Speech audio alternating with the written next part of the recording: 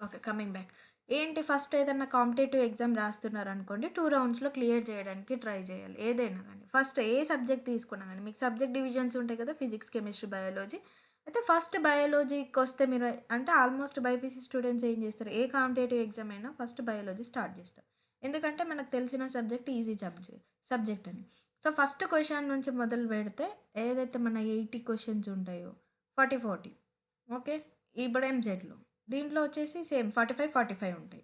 ఓకేనా? నీట్‌లో. ఇలా first question మొదలుపెడితే లాస్ట్ ఒక సబ్జెక్ట్ తీసుకున్నారనుకోండి. ఇప్పుడు సపోజ్ మీకు జూవాలజీ ఈజీ అనిపించిందనుకో. జూవాలజీ తీసుకున్నారు ఫస్ట్ స్టార్టింగ్. ఫస్ట్ క్వెషన్ చూసారు రాలేదు. సెకండ్ క్వెషన్ చూసారు రాలేదు. థర్డ్ క్వెషన్ చూసారు రాలేదు. సో, అక్కడ టైం వేస్ట్ చేయొద్దు ఫస్ట్ థింగ్. ఏ ఎగ్జామ్ అయినా గానీ first question, second question, third question రాలేదు అనంటే పేపర్ పోయింది అన్న ఫీల్‌లో లేకుండా ఫస్ట్ అది రాలేదు అనంటే మార్క్ జేసుకోండి. కొన్ని నొటేషన్స్ వాడాలి. అనంటే కొన్ని నొటేషన్స్ ఎట్లా వాడాలి అనంటే ఒకని ఏపీసీడీ అని బెట్టుకోవచ్చు. లేదు అనంటే లేదంటే పీక్యూఆర్ఎస్ అన్నా బెట్టుకోవచ్చు ఇవి. సో, ఇవేంటి అనంటే నొటేషన్స్ నీకొచ్చిన ఫస్ట్ క్వెషన్ చదివారురా, ఫస్ట్ క్వెషన్ చదివారు. అది ఈజీ నీకొచ్చు ఆన్సర్ తెలుసు 100% డామ్ ష్యూర్ ఈ ఆన్సర్. దానికి నొటేషన్ బెట్టేసుకోండి. ఏ ఏ కేటగిరీలో వచ్చినాయి నాకన్నీ వచ్చు. సో, ఏ బెట్టేసి దానికి ఆన్సర్ టిక్ జేసి ఓఎంఆర్‌లో పెట్టొద్దు. ఒకవేళ నీట్ అయితే, మిస్టేక్స్ అయితే. అదే ఒకవేళ ఇక్కడ ఎంసెట్‌లో అనుకోండి మనం చేంజ్ జేసుకోవచ్చు. ఆప్షన్ సేవ్ చేసిన తర్వాత సబ్మిట్ చేయకముందు వి కెన్ చేంజ్. రివ్యూలో పెట్టేయాలి. ఒక నెక్స్ట్ సెకండ్ క్వెషన్ వచ్చింది. అది కొద్దిగా 50, 50 మధ్యలో ఉన్నారు ఆప్షన్స్. ఒకటి ఇది ఏయా? బీయా? ఏయా? బీయా? అని ఉన్నారనుకోండి ఆప్షన్స్. అప్పుడు ఏం చేయాలంటే అది బీ కేటగిరీకి వచ్చేయాలి. అంటే మోడరేట్ ఇది నాకొచ్చు. కాకపోతే గుర్తు రావట్లేదు. బీ కేటగిరీలో పెట్టేసేయండి. Next C category. అదేంటి అనంటే థర్డ్ క్వెషన్ నీకసలు ఏం తెలీదు. ఆ కాన్సెప్టే తెలీదు. లేదు. అసలు నేనిది చదవలేను. ఈ కాన్సెప్ట్ నేను మిస్ జేసుకున్నా అంటే సి కేటగిరీ. ఆ క్వెషన్ పేపర్‌లో దాని పక్కకి సి అని రాసేయాలి. లేదు మీకు ఎంసెట్‌లో అదేంటి ఆహ్, మీకు రఫ్ పేపర్స్ ఇస్తారు. నంబర్ యేసుకొని నంబర్ పక్కన ఇది సి అని పెట్టేసుకోండి. రఫ్ పేపర్‌లో ఇది సి, ఇది ఏ, ఈ క్వెషన్ ఏ, బి, సి ఇట్లా పెట్టేసుకోండి. సో, దీనివల్ల మీకు టైమ్ సేవ్ అయితది ఫస్ట్‌ది. అంటే మీరు ఎక్కువ టైం వేస్ట్ చేయలేరు. క్వెషన్ చదవంగానే మీకు ఆన్సర్ ఏంటి అనేది ఫస్ట్ అర్థమైపోద్ది. రాలేదు అని అంటే ఆ నెక్స్ట్ క్వెషన్‌కి వెళ్ళిపోవాలి. వచ్చిందా ఆన్సర్ పెట్టేసి వెళ్ళిపోండి. డ్యామ్ షూర్ ఉన్న ఆన్సర్స్ పెట్టేసి వెళ్ళిపోండి. Where negative marking is there. ఒకవేళ నెగెటివ్ మార్కింగ్ లేదనుకోండి you can give it a try. ఒక ట్రై ఇవ్వచ్చు. అది కూడా ఎప్పుడు క్వెషన్ పేపర్ మొత్తం అయిపోవడానికి. ఫస్ట్ రౌండ్ ఇలా వెళ్ళిపోవాలి మొత్తం ఏబీసీ పీక్యూఆర్ఎస్ ఏబీసీ పీక్యూఆర్ఎస్ లేవు నోటేషన్స్ ఇవి. సో, ఈ నోటేషన్స్‌తో పాటు మీరు అన్ని పేపర్ ఒక అయిపోయింది. మొత్తం ఒకసారి 1 రౌండ్ అయిపోయింది. 45 క్వెషన్ ఆర్ 40 క్వెషన్ వరకు రీచ్ అయిపోయారు. ఇది ఎన్ని మినిట్స్‌లో జరగాలనేది మీ బేసిస్ మీద, మీ డిపెండింగ్ బేసిస్ మీద ఉండాలి. అంటే మీ పేపర్ స్ట్రాటజీ ఎలా ఉండాలి అనంటే, మీరు ఒకవేళ ఇప్పుడు 3 సబ్జెక్ట్స్ ఉన్నాయి గదా నాన్న! ఈ 3 సబ్జెక్ట్‌లో మీరు 2 సబ్జెక్ట్స్ ఖచ్చితంగా స్ట్రాంగ్ ఎనఫ్ ఉండాలి. ఒక సబ్జెక్ట్ మోడరేట్ ఉన్నా, ఇంకో 2 సబ్జెక్ట్స్ స్ట్రాంగ్ ఎనఫ్ ఉండాలి. అయితేనే మీ ర్యాంక్ అనేది ఇంక్రీజ్ అయితది. సో, ఐదర్ ఫిజిక్స్, బయాలజీ అయినా, బయాలజీ, కెమిస్ట్రీ అయినా. 2 సబ్జెక్ట్స్‌లో మీరు 3 దాంట్లో ఏదో ఒక 2 దాంట్లో మీరు పక్కా స్ట్రాంగ్ ఉండాలి. సో, ఇప్పుడు బయాలజీ ఒక రౌండ్ అయిపోయింది నాన్న. సో, ఒక్క రౌండ్ అయిపోగానే గో టు బాటనీ. ఇప్పుడు ఏం చేయాలంటే ఒక రివ్యూ చేసుకోవాలి. బాటనీకెళ్ళక ముందు ఈ జూవాలజీ ఏదైతే ఉందో మళ్ళీ ఒకసారి రివ్యూ చేసుకోలేదు. ఓకేనా? ఇది ఇదొక మెథడ్. ఇంకొక మెథడ్ ఏంటి అనంటే ఇన్ కేస్ మీరు ఫిజిక్స్‌లో స్ట్రాంగ్ ఉన్నారనుకోండి. కెమిస్ట్రీ కాకపోతే ఫిజిక్స్‌లో స్ట్రాంగ్ ఉన్నారనుకోండి. అక్కడ క్యాలిక్యులేషన్స్‌కి మీకు టైం ఉండదు. సో, క్యాలిక్యులేషన్ చేయడానికి బాగా టైం ఉండదు. మీరు ఫిజిక్స్‌లో స్ట్రాంగ్ ఉన్నాం. సో, అక్కడ టైమ్‌ని మేనేజ్ చేయాలి అనంటే ఫస్ట్ రౌండ్ చేశారా? అక్కడ డామ్ ష్యూర్ క్వెషన్స్ పెట్టేశారా? 50, 50 క్వెషన్స్ ఎంసెట్‌లో మీరు ట్రై ఇవ్వచ్చు. నీట్‌లో అవసరం లేదు. ఎందుకంటే వచ్చే మార్క్స్ కంటే పోయే మార్క్స్ ఉంటాయి అలా. అట్లాంటివి చేస్తే నీట్‌లో అట్లాంటి స్ట్రాటజీస్ వాడొద్దు. డామ్ ష్యూర్‌యే పెట్టాలి. పెట్టినామా తర్వాత సెకండ్ రౌండ్‌కెళ్ళొద్దు జూవాలజీలో. నెక్స్ట్ బాటనీకెళ్ళిపోవాలి. బాటనీకెళ్ళిపోయి చేసేసుకోవాలి తొందరగా. ఏది మొత్తం A to next first question నుంచి 45 క్వెషన్స్ వరకు ఒక రౌండ్ అయిపోద్ది. జూవాలజీ ఒక రౌండ్ అయిపోయింది. బాటనీ ఒక రౌండ్ అయిపోయింది ఇప్పుడు. Come to chemistry. కెమిస్ట్రీ వచ్చేసి మళ్ళీ కెమిస్ట్రీ ఒక రౌండ్ అయిపోయింది. నెక్స్ట్ ఫిజిక్స్‌కెళ్ళి ఇప్పుడు ఫిజిక్స్‌లో మీరు స్ట్రాంగ్ కదా నాన్న! ఫిజిక్స్‌లో స్ట్రాంగ్ అన్నప్పుడు ఒక 1 రౌండ్ చేసేసుకోండి. సో, ఇక్కడ కాలిక్యులేషన్స్ దగ్గర టైం వేస్ట్ చేయొద్దు మళ్ళీ. ఇక్కడ మీకిక్కడ ఏం చేయాలి అంటే ఫిజిక్స్‌లో ఫార్ములా అప్లై చేశారు. మ్యాథమెటికల్ క్యాలిక్యులేషన్స్ కింద ఉంటాయి. సో మ్యాథమెటికల్ క్యాలిక్యులేషన్స్ ఉన్నప్పుడు ఏం చేయాలి అంటే రఫ్ నోట్స్లో రాసుకోవాలి. రాసుకున్న తర్వాత దాని ఆన్సర్ నియర్ బై ఆన్సర్ ఏదైనా ఉందో ఆప్షన్లో చూసుకోవాలి. నియర్ బై ఆన్సర్ అక్కడ టైం వేస్ట్ చేయొద్దు. మళ్ళీ మ్యాథమెటికల్ క్యాలిక్యులేషన్ చేసుకుంటా ఎండ్ ఆన్సర్ దాకా చూడొద్దు. ఫస్ట్ ఆప్షన్స్ చూసుకోవాలి. ఆప్షన్లో కూడా మీకు కన్ఫ్యూజ్ బాగా చేస్తారు. ఈ మ్యాథమెటికల్ క్యాలిక్యులేషన్స్ ఉన్నప్పుడు ఏంటి అని అంటే నియర్ బై ఆన్సర్ ఏదైతే తప్పు చేస్తామో మైనస్ చేయాల్సిన దగ్గర ప్లస్ చేసామనుకోండి ఆ ఆన్సర్ కూడా ఉంటుంది. సో ఏం చేయాలని అంటే ఫస్ట్ నియర్ బై ఆన్సర్స్ చూసుకోవాలి. ఒక దాంట్లో ప్లస్ 45 ఉంటుంది, ఇంకోటి -45 ఉంటుంది, పక్క పక్కనే ఉంటాయి. సో అప్పుడు ఏం చేయాలంటే ఆన్సర్ 45. సో ఆన్సర్ అయితే పక్కా 45.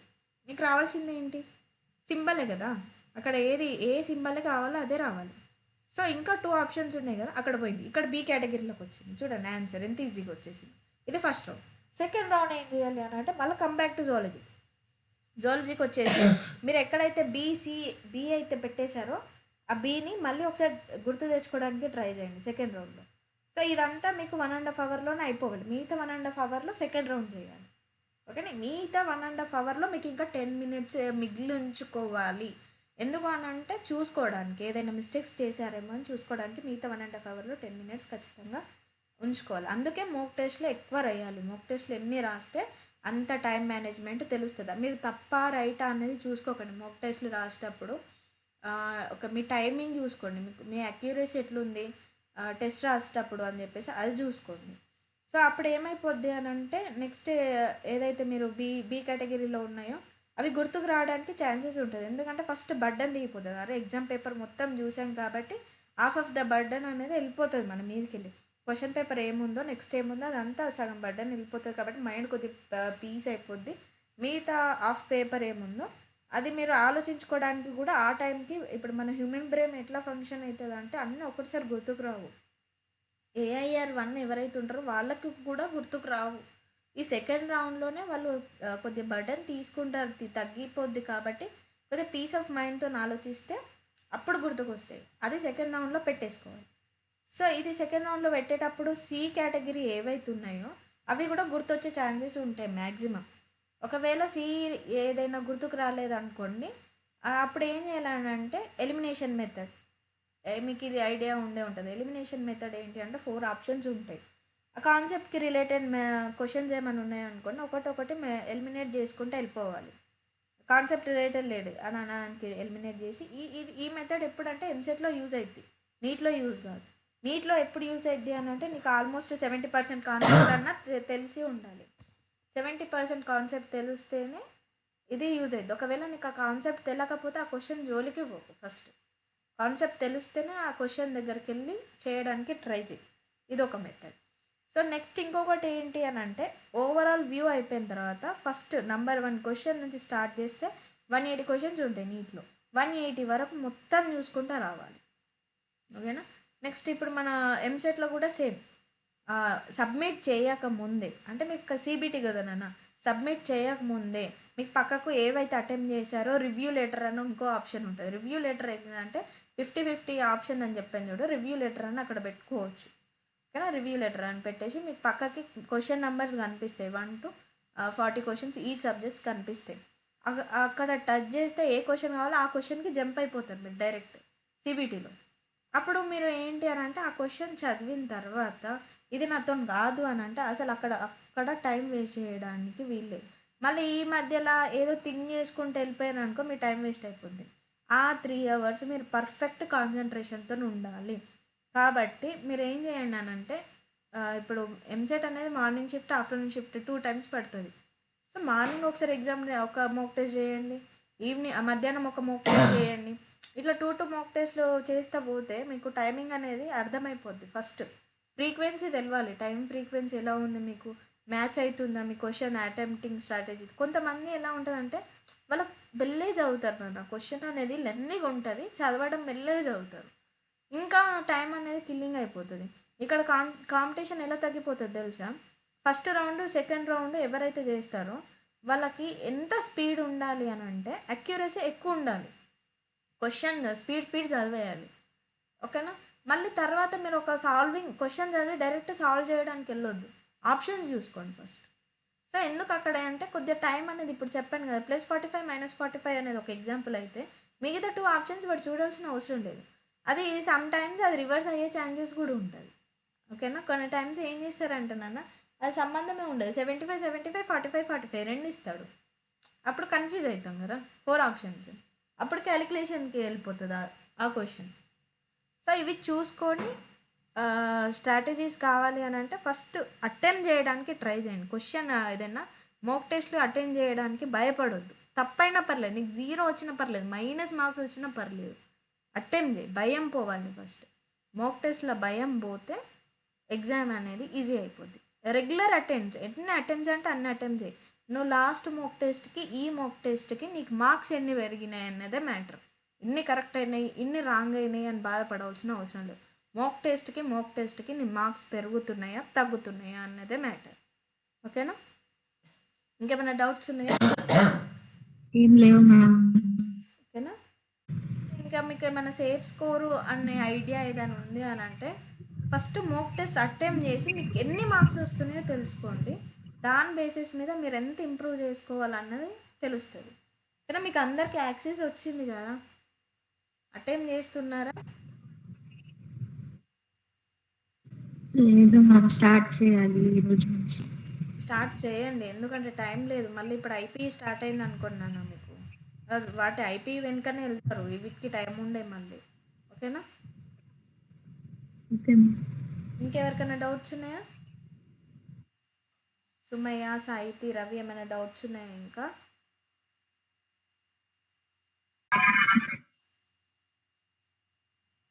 ఓకేనా? ఏమైనా లెక్చర్ స్టార్ట్ చేద్దామా? Yes ma'am. నెక్స్ట్ ఈ సండే నాకు మోక్ టెస్ట్ అందరు రాసి నాకు ఎవరికి ఎన్ని మార్క్స్ వచ్చినాయి అప్డేట్ చేయండి. మైనస్ మార్క్స్ అయినా పర్లేదు, నేను క్లాస్లో ఎవరి ముందట చెప్పను. ఓకేనా? నాకు పర్సనల్గా మెసేజ్ చేసినా పర్లేదు, నేను ఎట్లా ఇంప్రూవ్ అవ్వాలో చెప్తాను. ఓకేనా? కాకపోతే ఖచ్చితంగా మీరు అటెంప్ట్ చేయండి. Sure ma'am. అండ్ ఎంసీక్యూస్ అయితే పక్కా ప్రాక్టీస్ చేయండి అన్న, ఎందుకంటే వే ఆఫ్ క్వశ్చనింగ్ తెలవాలి కదా. ఫ్రీక్వెంట్లీ ఆస్క్డ్ క్వశ్చన్స్ ఏవైతే ఉంటాయో మీరు ఇక్కడ ఇంకో మిస్టేక్ చేయొద్దు నాన్న. ఫ్రీక్వెంట్లీ ఆస్క్డ్ క్వశ్చన్స్ దగ్గర ఏం చేస్తారంటే ఫస్ట్ క్వశ్చన్స్ చూసేసి ఏవైతే ఫ్రీక్వెంట్లీ ఆస్క్డ్ క్వశ్చన్స్ వేరుంటాయి, పీవైక్యూ వేరుంటాయి. ఫ్రీక్వెంట్లీ ఆస్క్డ్ అని అంటే కొన్ని సేమ్ క్వశ్చన్స్ అనేవి రిపీటెడ్గా వస్తాయి. పీవైక్యూస్ ఏంటి అంటే ప్రీవియస్ ఇయర్లో అడిగిన క్వశ్చన్స్. ప్రీవియస్ ఇయర్లో అడిగారు క్వశ్చన్ అని అంటే ఫ్రీక్వెంట్లీ ఆస్క్డ్ క్వశ్చన్స్కి ప్రీవియస్ ఇయర్ క్వశ్చన్స్కి జమన్ ఫరక్ ఉంటుంది. ఓకేనా? ఫ్రీక్వెంట్లీ ఆస్క్డ్ క్వశ్చన్స్ మీద ఎట్లా ఫోకస్ చేయాలంటే క్వశ్చన్ ఏంటి, ఆప్షన్స్ ఏంటి కాకుండా అవి టాపిక్స్ ఏవైతే ఉన్నాయో ఆ టాపిక్స్ ఏదైతే ఉందో ఆ టెక్స్ట్ బుక్ ఓపెన్ చేసి ఆ టాపిక్స్ చదవండి ఫస్ట్. ఆ టాపిక్లో ఎక్కడి నుండైనా క్వశ్చన్ రావచ్చు. అండ్ మళ్ళీ 4 ఆప్షన్స్ ఉంటే ఒకటే ఆప్షన్ కరెక్ట్ ఆన్సర్ చూసుకొని మళ్ళీ మిగతా దానికి వెళ్ళిపోనికి లేదు. ఆ 3 ఆప్షన్స్ ఎక్కడి నుండి వచ్చినాయి, ఆ 3 ఆప్షన్స్ ఎలా ఇచ్చారు అనేది కూడా ఇంపార్టెంట్. అండ్ మీకు ఒకవేళ మన సిలబస్ తొందరగా అయిపోయింది అనుకోండి, అంటే అయిపోద్ది కూడా మ్యాక్సిమం. ఒక సిలబస్ అయిపోయిన తర్వాత మనకు 1 మంత్ రివిజన్ ఉంటుంది కదా, నేను major topics frequently asked topics ఏవైతే ఉంటాయో ఆ టాపిక్స్ అనేవి ఎక్స్ప్లెయిన్ చేసి వే ఆఫ్ క్వశ్చనింగ్ కూడా చూపిస్తాను మీకు. ఓకేనా? సో అప్పుడు ఈజీ అయిపోద్ది. సో మనం ఫోటోసింథసిస్ స్టార్ట్ చేసామమ్మా. స్క్రీన్ షేర్ అవుతుందా? జస్ట్ అప్డేట్ చేయండి. Ma'am. 1 second.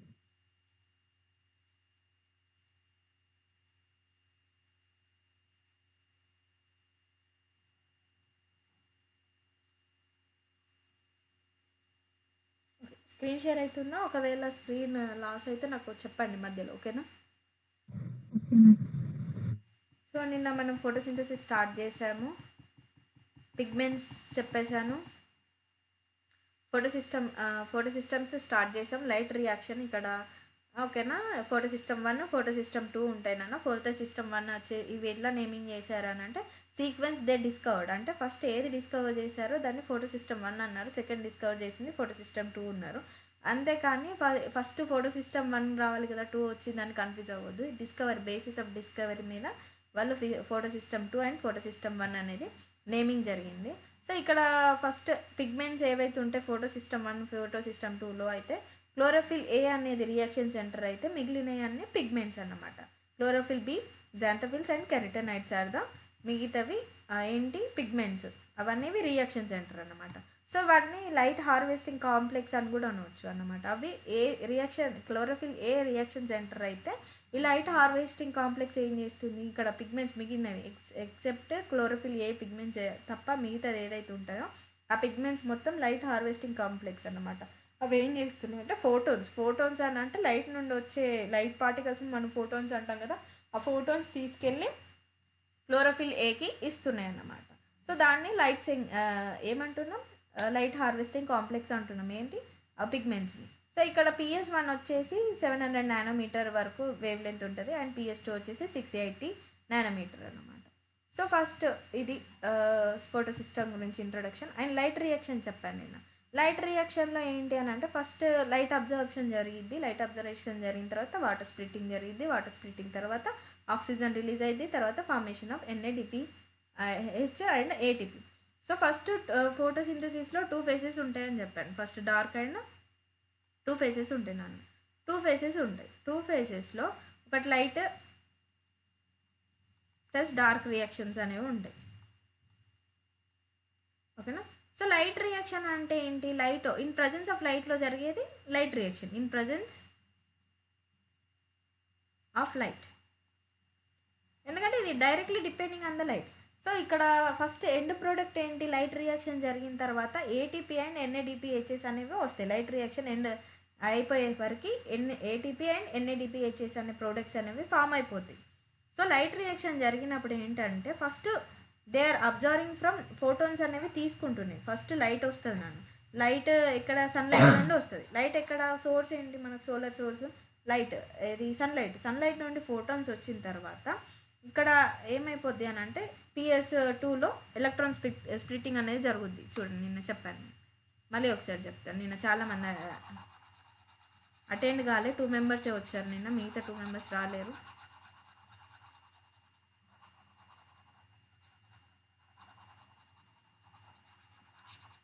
Okay,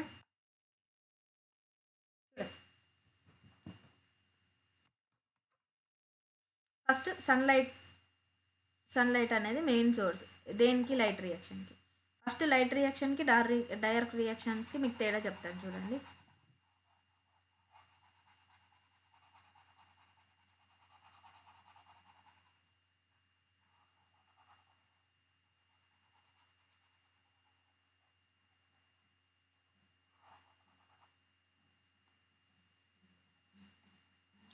light reaction,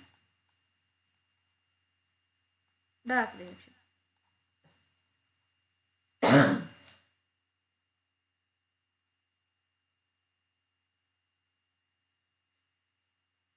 light రియాక్షన్లోనా ఏం జరుగుతుంది అని అంటే depends on light.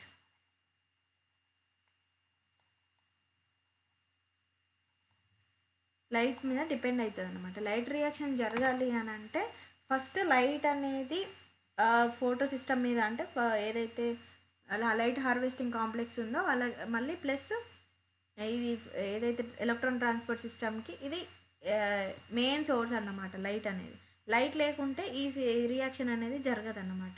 So next ఇప్పుడు డార్క్ రియాక్షన్ అంటే మేడం డార్క్ ఇప్పుడు లైట్ డిపెండెంట్ ఉన్నారు, ఇది నాన్ డిపెండెంట్, లైట్ డిపెండెంట్ కాదు.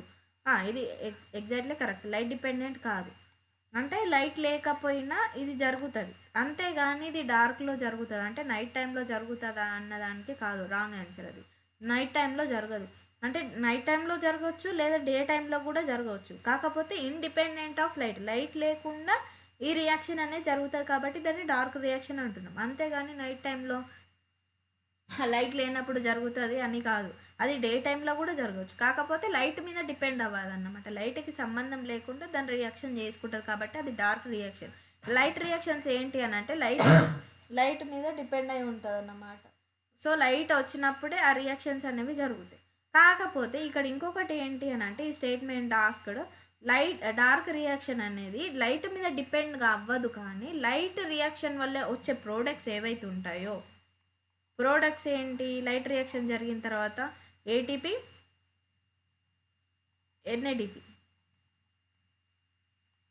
వీటి మీద ఈ రియాక్షన్ అనేది డిపెండ్ అయి ఉంటుంది. అంటే డైరెక్ట్ లైట్ మీద కాదు, ఇండైరెక్ట్లీ డిపెండెంట్ ఆన్ దేని మీద, ఏటీపీ అండ్ ఎన్ఏడిపి మీద డార్క్ రియాక్షన్ అనేది డిపెండ్ అయి ఉంటుంది. ఓకేనా. సో ఇది brief introduction about light reaction and dark reaction.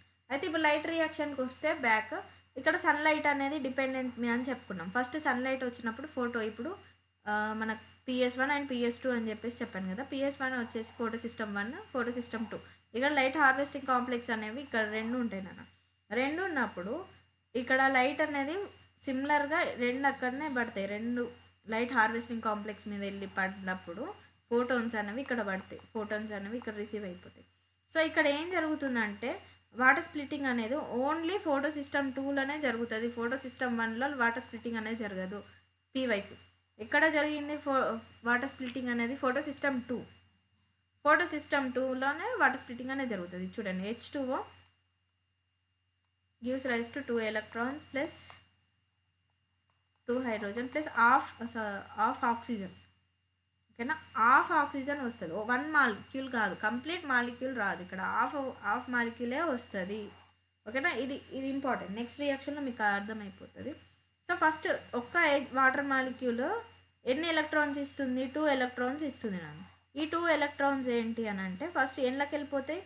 Photo system 2 light harvesting complex వెళ్ళిపోయి, సో ఎంత ఈ 680 నానోమీటర్ వరకు అది ఎగ్జైట్ అవుతుంది. ఫస్ట్ 680 నానోమీటర్ వరకు ఎలక్ట్రాన్ అనేది ఎగ్జైట్ అవుతుంది. సో ఎలక్ట్రాన్ ఎగ్జైట్ అయిన తర్వాత ఏమైపోద్ది, దీన్ని ఏ ఎలక్ట్రాన్ ఎప్పుడైతే లైట్ హార్వెస్టింగ్ కాంప్లెక్స్ నుండి ఎలక్ట్రాన్ యాక్సెప్టర్ వరకు ఎట్లా ఎగ్జైట్ అవుతుందో దీన్ని అప్హిల్ ప్రాసెస్ అని అంటున్నాం. Uphill process. సో ఇప్పుడు ఇక్కడ ఎలక్ట్రాన్ ఎగ్జైట్ అయ్యి తర్వాత ఎలక్ట్రాన్ సిస్టమ్ ఏదైతే ఉంటుందో ఎలక్ట్రాన్ ట్రాన్స్పోర్ట్ సిస్టమ్, ఓకేనా, ఇక్కడ వరకు వెళ్ళి అక్కడ ఏడిపి నుంచి ఏటీపీ ఫామ్ అవుతుంది ఫస్ట్ ఇక్కడ ఎలక్ట్రాన్ సిస్టమ్ దగ్గర. ఓకేనా, ఇక్కడ నుండి మళ్ళీ ఎలక్ట్రాన్ సిస్టమ్ నుండి మళ్ళీ లైట్ హార్వెస్టింగ్ కాంప్లెక్స్ ఏది ఫోటో సిస్టమ్ 1కి వస్తుంది. ఇక్కడ డౌన్ హిల్ ఇక్కడ ఏటీపీ ఫామ్ అవుతుంది, ఇది గుర్తుపెట్టుకొని ఎలక్ట్రాన్ ట్రాన్స్పోర్ట్ సిస్టమ్ దగ్గర. సో ఇక్కడ ఇది డౌన్ హిల్. ఓకేనా, మళ్ళీ ఇక్కడ light harvesting complex of photo system 1.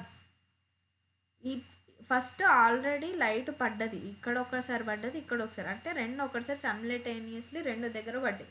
So అప్పుడు ఒక ఎలక్ట్రాన్ ఎగ్జైట్ అయింది. దెన్ ఇప్పుడు ట్రాన్స్పోర్ట్ అయిన ఎలక్ట్రాన్ కంటిన్యూస్లీ ఇంకోటి ఎక్స్పోర్ట్ అయింది. సో ఇప్పుడు ఏంటి, ఎగ్జైట్ అయినప్పుడు ఈ ఎలక్ట్రాన్ మళ్ళీ ఏంటి, అప్హిల్. చూడండి అన్న, ఇక్కడ అప్హిల్, ఇది అప్హిల్ ప్రాసెస్. సో ఈ ఎలక్ట్రాన్ అనేది మళ్ళీ ఎటు వెళ్ళిపోతుంది, ఎన్ఏడిపి నుండి ఎన్ఏడిపిహెచ్ వరకు ట్రాన్స్పోర్ట్ ఇది వెళ్ళిపోతుంది అన్నమాట. సో ఇక్కడ యూజ్ అవుతుంది. ఇక్కడ షేప్ చూస్తే జెడ్ ఫామ్లో వెళ్ళింది. చూడండి, ఫస్ట్ ఎలక్ట్రాన్ ఎగ్జైట్ అయింది, మళ్ళీ ఎలక్ట్రాన్ ఎగ్జైట్ అయింది, తర్వాత ఎలక్ట్రాన్ ట్రాన్స్పోర్ట్ సిస్టమ్కి వచ్చింది, ఫైటోకైనిన్కి వచ్చేసింది, తర్వాత అక్కడ నుండి ఫియోఫైటిన్కి వచ్చింది, అక్కడ ఏటీపీ ఫామ్ అయింది, తర్వాత ఎల్హెచ్సి హార్వెస్టింగ్ కాంప్లెక్స్కి వచ్చింది, తర్వాత ఎలక్ట్రాన్ యాక్సెప్టర్కి వెళ్ళిపోయింది, అక్కడ నుండి మళ్ళీ ఇటు వచ్చింది. కాకపోతే ఇక్కడ మెయిన్గా ఏంటి, జెడ్ స్కీమ్ అని అంటున్నాం దీన్ని. సో ఇక్కడ ఏంటి అని అంటే మీరు గుర్తుపెట్టుకోవాల్సింది up hill down hill process ఎట్లా. First LH light harvesting complex ఏదైతే ఉంటుందో దానికి లైట్ వస్తుంది. సన్లైట్ వచ్చిన తర్వాత 2 లైట్ హార్వెస్టింగ్ కాంప్లెక్స్ అనేవి ఒకటేసారి ఎలక్ట్రాన్ అనేవి ఎగ్జైట్ అవుతుంది. ఓకేనా, ఫస్ట్ ఎలక్ట్రాన్ స్ప్లిట్టింగ్స్ ఏడికి వస్తున్నాయి అంటే ఎలక్ట్రాన్స్ అనేవి వాటర్ స్ప్లిట్టింగ్ జరుగుతుంది. వాటర్ స్ప్లిట్ జరిగినప్పుడు 2 ఎలక్ట్రాన్స్ వస్తున్నాయి. ఒక మాలిక్యూల్ ఆఫ్ వాటర్కి 2 ఎలక్ట్రాన్స్ అని వస్తున్నాయి. ఆ 2 ఎలక్ట్రాన్స్ అనేవి ఫస్ట్ ఫోటో సిస్టమ్ 2లోకి వెళ్తున్నాయి. ఫోటో సిస్టమ్ 2 నుండి ఎలక్ట్రాన్ ఎగ్జైట్ అయినప్పుడు ఎలక్ట్రాన్ యాక్సెప్టర్ యాక్సెప్ట్ చేసుకొని ఈటీఎస్లోకి వెళ్ళిపోయి, ఈటీఎస్ అంటే ఎలక్ట్రాన్ ట్రాన్స్పోర్ట్ సిస్టమ్కి వెళ్ళిపోయి అక్కడికి వెళ్తుంది. కాబట్టి అది అప్ హిల్ ప్రాసెస్. మళ్ళీ ఎలక్ట్రాన్ ట్రాన్స్పోర్ట్ నుంచి light harvesting complex photo system 1కి వచ్చేటప్పుడు డౌన్ హిల్ ప్రాసెస్. మళ్ళీ light harvesting complex photo system 1 నుంచి ఎలక్ట్రాన్ ఎగ్జైట్ అయ్యి మళ్ళీ ఫస్ట్ టైం ఎగ్జైట్ అయింది కదా, అది డైరెక్ట్ వెళ్ళిపోయి ఎన్ఏడిపి ప్లేస్లోకి వెళ్ళిపోయి మళ్ళీ అది ఎన్ఏడిపిహెచ్కి వచ్చేస్తుంది. సో ఇప్పుడు సెకండ్ టైం వచ్చింది కూడా వెళ్ళి మళ్ళీ సేమ్, ఇది కంటిన్యూ ప్రాసెస్ జరుగుతూనే ఉంటాయి. ఓకేనా, ఇది వెళ్ళిపోయి మళ్ళీ ఇప్పుడు ఒకవేళ ఇది వెళ్ళిపోయింది కదా ఎలక్ట్రాన్ ఫస్ట్ ఫోటో సిస్టమ్ 2 నుండి వెళ్ళిపోయినప్పుడు మళ్ళీ వాటర్ స్ప్లిటింగ్ జరిగి ఇమీడియట్లీ మళ్ళీ ఎలక్ట్రాన్స్ అనేవి మళ్ళీ వస్తూనే ఉంటాయి అన్నమాట. లైట్ కంటిన్యూ వచ్చినప్పుడు ఇది వస్తూనే ఉంటుంది అన్నమాట. ఓకేనా, లైట్ సిస్టమ్ ఫోటోన్స్ ఎప్పుడైతే అందుతాయో అప్పుడు వెళ్తూనే ఉంటాయి. సో ఇది లైట్ రియాక్షన్. ఓకేనా, నెక్స్ట్ వాటర్ స్ప్లిట్టింగ్ అది చెప్పాను. ఎలక్ట్రాన్ ట్రాన్స్పోర్ట్ సిస్టమ్ చెప్పాను కదా. ఎలక్ట్రాన్ ట్రాన్స్పోర్ట్ సిస్టంలో ఏంటి అని అంటే ఇక్కడ చూడండి, ఎన్ఏడిపి ఏదైతే ఫామ్ అయిపోతుందో అది ఎన్ఏడిపి అనేది మన ప్లాంట్ అనేది అబ్జర్వ్ చేసుకోవచ్చు. దాన్ని ఎన్ఏడిపిహెచ్గా మార్చిన తర్వాతనే ప్లాంట్ అనేది తీసుకుంటుంది అన్నమాట రియాక్షన్కి. సో ఇప్పుడు ఈ up hill process, down hill process అని చెప్పాను కదా, జెట్ స్కీమ్ అది ఎక్కడ అంటే అది ఓవరాల్ ప్రాసెస్ని జెట్ స్కీమ్ అని అంటున్నాం. ఎలక్ట్రాన్ ట్రాన్స్పోర్ట్ సిస్టంలో ఏంటి అని అంటే ఎలక్ట్రాన్ యాక్సెప్టెన్స్ చేసుకున్న తర్వాత ఇక్కడ ఏటీపీ అనేది ఒకటి ఫామ్ అవుతుంది, ఇక్కడ ఎన్ఏడిపి ఫామ్ అవుతుంది. ఓకేనా, ఇది గుర్తుపెట్టుకోండి. ఏటీపీ ఇప్పుడు చూడండి, ఇది స్ప్లిటింగ్ ఆఫ్ వాటర్ని ఫోటోలైసిస్ అంటారు, ఇది చెప్పాను. ఇంకొకటి ఫోటోపాస్ఫరిలేషన్. ఫోటోపాస్ఫరిలేషన్లో మనం ఏటీపీని ఫామ్ చేస్తున్నాం. అక్కడ ఎన్ఏడిపి వచ్చేది మనకు అక్కడ చూడండి, ఆ ప్రాసెస్లో లైట్ రియాక్షన్లో ఏడిపి నుంచి ఏటీపీ ఫామ్ అయింది ఒకటి, ఇక్కడనేమో ఎన్ఏడిపి నుంచి ఎన్ఏడిపిహెచ్ ఫామ్ అయింది. చూడండి, అయితే ఇక్కడ ఏటీపీ ఫామ్ చేసేది క్లోరోప్లాస్ట్ అండ్ మైటోకాండ్రియా. ఇంతకుముందు ఒక మిత్ ఉంటుండే ఏటీపీ అని అంటే మైటోకాండ్రియా అని, కాకపోతే ఇక్కడ క్లోరోప్లాస్ట్లో కూడా మైటోకాండ్రియా అనే క్లోరోప్లాస్ట్ అండ్ మైటోకాండ్రియా కలిపి ఏటీపీని సింథసిస్ చేస్తాయి అన్నమాట. క్లోరోప్లాస్ట్లో కూడా ఏటీపీ ఫార్మేషన్ అనేది జరుగుతుంది. సో దీన్నే ఫోటోపాస్ఫరిలేషన్ అని అంటున్నాం. ఓకేనా, ఏటీపీ సింథసిస్నే ఫోటోపాస్ఫరిలేషన్ అని అంటున్నాం. ఫోటో అని అంటే లైట్ ఫోటో అండ్ పాస్ఫరిలేషన్ జరుగుతుంది కాబట్టి ఫోటోపాస్ఫరిలేషన్ అన్నమాట. సో ఇక్కడ ఏంటంటే చూడండి, ఫోటోపాస్ఫరిలేషన్ చేసినప్పుడు ఏటీపీని ఇక్కడ నుంచి ఏడిపి దగ్గర నుంచి తీసుకుంటున్నాం, సింథసిస్ చేస్తున్నాం. అది 2 వేస్లో జరుగుద్ది, ఒకటి నాన్ సైక్లిక్ వేలో, ఒకటి సైక్లిక్ వేలో. సో చూడండి, సైక్లిక్ వే వచ్చి ఫస్ట్ నాన్ సైక్లిక్ వే ఏంటి అని అంటే ఇంతకుముందు ఒకటి ఏటీపీ ఫామ్ అవుతుంది అని చెప్పేసి చెప్పిన. సో అది ఏటీపీ ఏంటి ఫస్ట్ ఇక్కడ, ఇది నాన్ సైక్లిక్ ప్రాసెస్ అన్నమాట ఇక్కడ. నెక్స్ట్ వచ్చేసి సైక్లిక్ ప్రాసెస్. ఓకేనా, నెక్స్ట్ వన్ వచ్చేసి సైక్లిక్ ప్రాసెస్. సైక్లిక్ ప్రాసెస్లో ఏంటి అని అంటే ఫోటోపాస్ఫరిలేషన్లో ఓన్లీ ఫోటో సిస్టమ్ 1లోనే ఇన్వాల్వ్ అయి ఉంటుంది. ఇక్కడ ఫోటో సిస్టమ్ 2 ఇన్వాల్వ్ ఉండదు అన్నమాట. ఇక్కడ ఫోటో సిస్టమ్ 2 అనేది రాదు సైక్లిక్ ఫోటోపాస్ఫరిలేషన్లో. ఫోటోపాస్ఫరిలేషన్ నాన్ సైక్లిక్లో ఏంటి అని అంటే photo system 2 and photo system 1 రెండు ఉంటాయి. ఎందుకు అని అంటే చూడండి, ఎలక్ట్రాన్ ఏదైతే ఇప్పుడు వెళ్ళిందో ఇక్కడ నుండి స్టార్ట్ అయింది, ఇక్కడ నుంచి వెళ్ళింది, 1 సెకండ్, ఎలక్ట్రాన్ ఇటు వెళ్ళింది, మళ్ళీ ఇటు వచ్చింది, తర్వాత ఇటు వచ్చింది, తర్వాత ఇటు పోయింది, మళ్ళీ తర్వాత రిటర్న్ బ్యాక్ రావట్లేదు. ఎలక్ట్రాన్ అనేది does not come back to ఎక్కడికి మళ్ళీ ఎలక్ట్రాన్ సిస్టమ్ వరకు రావట్లేదు అది. ఓకేనా, ఎలక్ట్రాన్ ట్రాన్స్ఫర్ సిస్టమ్ వరకు ఆ ఎలక్ట్రాన్ అనేది రావట్లేదు, అది యూజ్ అయిపోతుంది ఇక్కడ. సో ఇక్కడ వచ్చిన ఎలక్ట్రాన్స్ అనేవి ఇటు యూజ్ అయిపోతున్నాయి కాబట్టి ఇక్కడ నుండి నెక్స్ట్ ఎలక్ట్రాన్ ట్రాన్స్పోర్ట్ సిస్టమ్కి ఏదైతే ఉంటుందో అక్కడ నుండి మళ్ళీ ఇక్కడికి వెళ్ళేసి కాంప్లెక్స్కి పంపిస్తుంది. చూడండి, ఇప్పుడు ఎలక్ట్రాన్ యాక్సెప్టర్ ఏదైతే ఎలక్ట్రాన్స్ అనేవి అక్కడ ఎన్ఏడిపిహెచ్కి కాకుండా ఇక్కడ ఏంటి ఎలక్ట్రాన్ యాక్సెప్టర్ చేసుకుంటుంది కదా, తర్వాత ఆ ఎలక్ట్రాన్స్ అనేవి ఎన్ఏడిపి ఫామ్ చేయకుండా నెక్స్ట్ ఎలక్ట్రాన్ ట్రాన్స్పోర్ట్కే పంపిస్తాయి మళ్ళీ రిటర్న్. ఎలక్ట్రాన్ ట్రాన్స్పోర్ట్ ఇక్కడ PS2 ఇన్వాల్వ్మెంట్ లేదు, ఓన్లీ PS1 ఉంటుంది. సో ఇక్కడ ఎలక్ట్రాన్స్ ఇక్కడ నుండి ఈటీఎస్ నుండి ఇటు వచ్చింది కదా, తర్వాత ఎన్ఏడిపి కాకుండా ఇది ఇటు వస్తుంది మళ్ళీ ఎలక్ట్రాన్స్ అని. ఆ సిస్టమ్ నుండి ఎలక్ట్రాన్ ట్రాన్స్పోర్ట్ సిస్టమ్ దగ్గర మళ్ళీ ఏడిపి నుండి ఏటీపీ ఫామ్ అయ్యి మళ్ళీ come backing to the chlorophyll P700. మళ్ళీ ఇక్కడ నుండి ఎలక్ట్రాన్ మళ్ళీ ఎటు వెళ్తుంది మళ్ళీ ఎలక్ట్రాన్ యాక్సెప్టర్కి వెళ్తుంది. ఓకేనా, ఇది 2 వేస్లో జరుగుతుంది. చూడండి, ఇటు ఏడిపి ఫార్మేషన్ జరుగుతుంది, ఇటు ఏటీపీ ఫార్మేషన్ కూడా జరుగుతుంది. ఇది సైక్లిక్. ఓకేనా, ఇది సైక్లిక్ ఫార్మేషన్. సో ఇక్కడ ఏటీపీ ఫార్మేషన్ అనేది ఇక్కడ జరుగుతుంది సైక్లిక్ ఫామ్లో, ఇటేమో ఏటీపీ, ఇటు ఎన్ఏడిపిహెచ్. సో ఇది లైట్ రియాక్షన్లో మనకి ఎండ్ ప్రోడక్ట్స్ ఏం రావాలి, ఏటీపీ రావాలి, ఎన్ఏడిపిహెచ్ రావాలి. ఏటీపీ వచ్చింది, ఎన్ఏడిపి వచ్చింది లైట్ రియాక్షన్ జరిగినప్పుడు. ఓకే, ఇప్పుడు కీమో ఆస్మెటిక్ హైపోథెసిస్ అంటే ఇదేంటి అని అంటే అసలు మెకానిజం ఆఫ్ ఏటీపీ సింథసిస్ని క్లోరోప్లాస్ట్లో ఎలా ఉందనేది ఇది ఎక్స్ప్లెయిన్ చేస్తుంది అనమాట. So movement of across ion semi permeable membrane అన్నమాట. చూడండి, క్లోరోప్లాస్ట్ అండ్ మైటోకాండ్రియా. సో ఇదేంటి అని అంటే ప్రోటాన్ పంపుతోని ఫస్ట్ ఇది గ్రేడియంట్లో పనిచేస్తుంది. ప్రోటాన్ పంప్ అని అంటే ఏంటి చెప్తాను. Across that thylakoid membrane and ATP synthase. ఇప్పుడు చూడండి నాన్న, ఇది ఫోటో సిస్టమ్, ఇది ఏదైతే ఉందో ఇది ఈటీఎస్ సైటోక్రైమ్.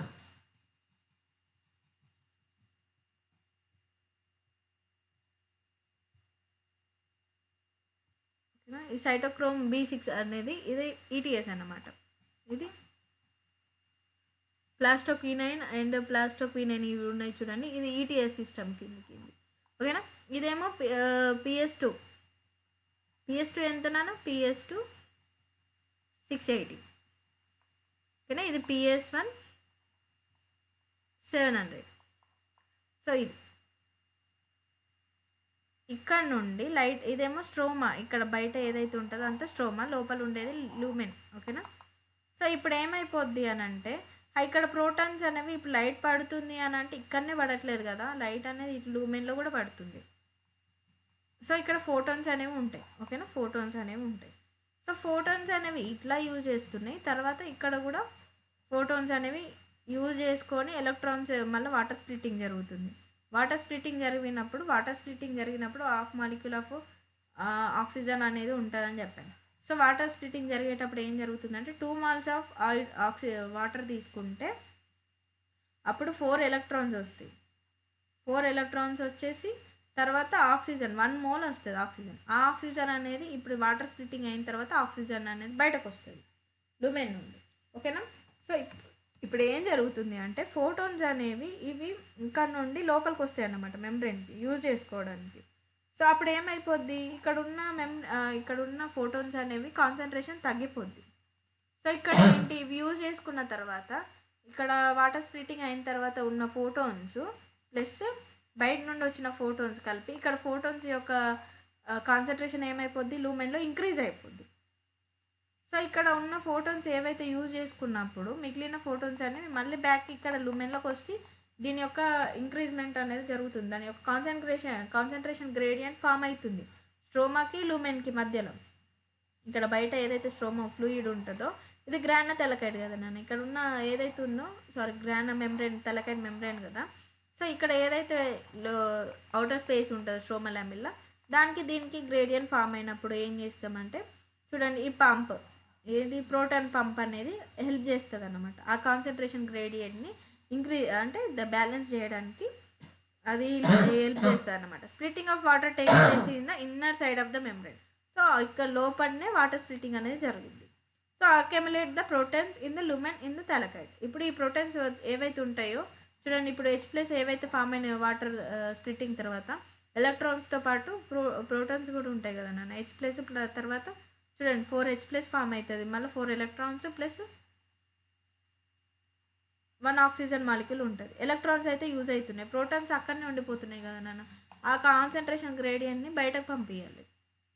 సో అక్కడనే ఉండిపోతుంది వాటి ప్లస్ మళ్ళీ లైట్ నుండి వచ్చే ఫోటాన్స్ రెండు ఒక కాన్సన్ట్రేషన్ పెరుగుతున్నాయి. చూడండి ఇక్కడ ఇక్కడ ఇక్కడ ఇక్కడ ఇక్కడ ఇక్కడ ఇక్కడ ఇక్కడ అన్నీ ఉన్నాయి చూడండి. సో ఇక్కడ ఏంటి అని అంటే ఫస్ట్ రీజన్స్ ఏంటి అని అంటే చూడండి, reasons electrons move through the photon system, photons are transported across the membrane. This is due to the removal of the protons from the stroma. Following reasons ఏంటో చూద్దాం. Primary electron acceptor as located towards the outer side of the membrane, transferred into the electron to the H carrier. Primary electron acceptor ఏదైతే ఉంటుందో ఇటు towards outer side of the membrane ఉంటుంది అనమాట. ఇది చూడండి, ఇదే మెంబ్రెన్, ఇది అవుటర్ మెంబ్రెన్, ఇది ఇన్నర్ మెంబ్రెన్. సో ఇది అనేది కొద్ది ఇక్కడ లొకేట్ అయి ఉంటుంది అనమాట. ఇది కొద్ది లోపలికి చూడండి, దీనికి డిఫరెన్స్. సో అట్లా ఉండడం వల్ల H క్యారియర్ ఏమైపోతుందంటే ట్రాన్స్ఫర్ ఇంటూ ద లూమెన్కి వెళ్ళిపోతుంది. So the molecule removes proton from the stroma while transporting the electron, while molecule passes electron into the carrier inside the membrane. ఇన్సైడ్కి వెళ్ళిపోతుంది ఆ ప్రోటాన్ అనేది. The proton released into the lumen of the membrane. ఈ లూమెన్కి వెళ్ళిపోతుంది. ఇది out side మెంబ్రెన్లో ఉండడం వల్ల ఫోటోసిస్టమ్ 2 అనేది అవుటర్ మెంబ్రెన్లో ఉండడం వల్ల ఎలక్ట్రాన్ యాక్సెప్ట్ చేసుకుంటుంది, ప్రోటాన్స్ ఏం చేస్తున్నాయి లోపలికి వెళ్ళిపోతుంది. సో అది ఒక రీజన్. సెకండ్ రీజన్ వచ్చేసి ఏంటి, NADP reductase enzyme is located stroma due to the stroma membrane. ఓకేనా, స్ట్రోమా ఏదైతే మెంబ్రెన్ ఉంటుందో దానివల్ల NADP రిడక్టేస్ ఎంజైమ్ ఏదైతే ఉందో అక్కడ లోకేట్ అవ్వడం వల్ల so electrons coming from the PS1 and protons necessary due to the NADP plus. ఇక్కడ ప్రోటాన్ యూజ్ అవుతుంది నాన్న. ఇప్పుడు ఎన్ఏడిపి ప్లస్ నుండి ఇక్కడ ప్రోటాన్ యూజ్ చేసుకొని ఏమవుతుంది, ఎన్ఏడిపిహెచ్ అవుతుంది కదా నాన్న. ఇక్కడ ప్రోటాన్ యూజ్ చేసుకుంటున్నారు కదా, ఇక్కడ ప్రోటాన్ యూజ్ చేసుకుంటున్నాం ఎన్ఏడిపి ప్లస్ నుంచి ఎన్ఏడిపి హెచ్ రావడానికి. These protons are removed by the stroma. So తర్వాత ఏదైతే ఒకవేళ ఎక్స్ట్రా ఏవైతే ప్రోటాన్స్ ఉంటాయి, ఇక్కడ 2 మాలిక్యూల్స్ ఉన్నాయనుకోండి సపోజ్, ఒకటి యూజ్ అయిపోతుంది, మిగతాది ఇటే వస్తుంది, మళ్ళీ లుమెన్లకే వస్తుంది. సో ఇది అనేదర్ రీజన్. నెక్స్ట్ వన్ వచ్చేసి హెన్స్ ద ప్రోటాన్, ఇవి ఏమైపోతుంది స్ట్రోమాలో డిక్రీజ్ అయిపోతున్నాయి ప్రోటాన్స్ అనేవి, లుమెన్లో పెరుగుతున్నాయి ప్రోటాన్స్ అనేవి. It creates a concentration gradient across the thylakoid membrane and decrease the pH in the lumen. So ఇక్కడ పిహెచ్ లెవెల్ అనేది తగ్గిపోతుంది, ఇక్కడనేమో కాన్సన్ట్రేషన్ అనేది పెరిగిపోతుంది. వీటి మధ్య కాన్సన్ట్రేషన్ గ్రేడియంట్ అనేది అంతా ఒకటే ఆర్గన్, ఈ ల్యూమెన్ ఏదైతే ఉంటుందో దీనికి మధ్యలో అలా జరుగుతుంది అనమాట. అప్పుడు ఏంటి, బ్రేక్ డౌన్ చేయడానికి ఏటీపీ సింథేస్ ఎంజైమ్ ఉంటుంది. సో ఈ గ్రేడియంట్ని తీసేయడానికి ఇక్కడ ప్రోటాన్ పంప్ అనేది ఉంటుంది. సో దాంట్లో ఇప్పుడు మీకు ఇది ప్రోటాన్ పంప్ యొక్క ఇది డయాగ్రామ్. ఇక్కడ CF1 అండ్ CF0 అని 2 పార్ట్స్గా డివైడ్ అయిపోయి ఉంటుంది అనమాట. సో ఇక్కడ నుండి ఏంటి అని అంటే ఆ ప్రోటాన్స్ అనేవి మళ్ళీ కాన్సన్ట్రేషన్, ఇప్పుడు తెలుసు కదా మనకు హైయర్ కాన్సన్ట్రేషన్ నుంచి లోవర్ కాన్సన్ట్రేషన్కి ఎలా వెళ్ళిపోతాయో, సో అలానే అక్కడ ప్రోటాన్ పంప్ ద్వారా అవన్నీ బయటకు వస్తూ ఉంటాయి అన్నమాట. సో ఇక్కడ చూస్తే CF0 ఏంటి, CF1 ఏంటో చూద్దాం.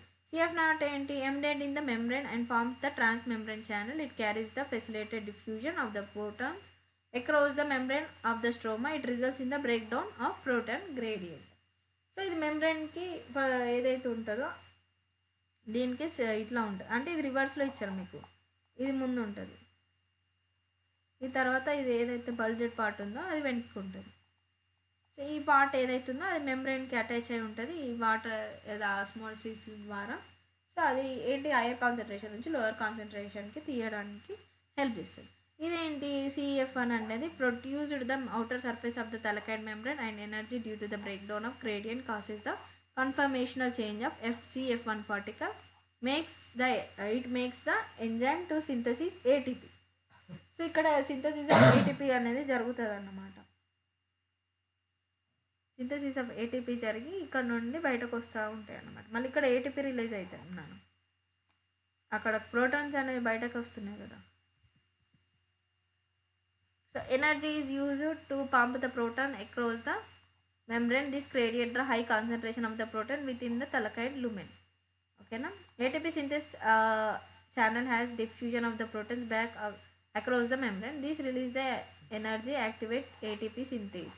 So ATP synthase అనేది enzyme. So it catalyzes to formation of ATP. Same అది కూడా. ఓకే నెక్స్ట్, ఓకే ఇది జరిగింది, ATP అనేది మళ్ళీ ఇక్కడ ఫామ్ అవుతుంది, అక్కడ సైక్లిక్లో ఫామ్ అవుతుంది, నాన్ సైక్లిక్లో ఫామ్ అవుతుంది, అక్కడ NADPH ఫామ్ అవుతుంది. సో మనకు కావాల్సిన ఏవైతే ప్రొడక్ట్స్ ఉన్నాయో లైట్ రియాక్షన్ నుండి ఏంటి ప్రొడక్ట్స్ ఏమన్నా, ATP అండ్ NADPH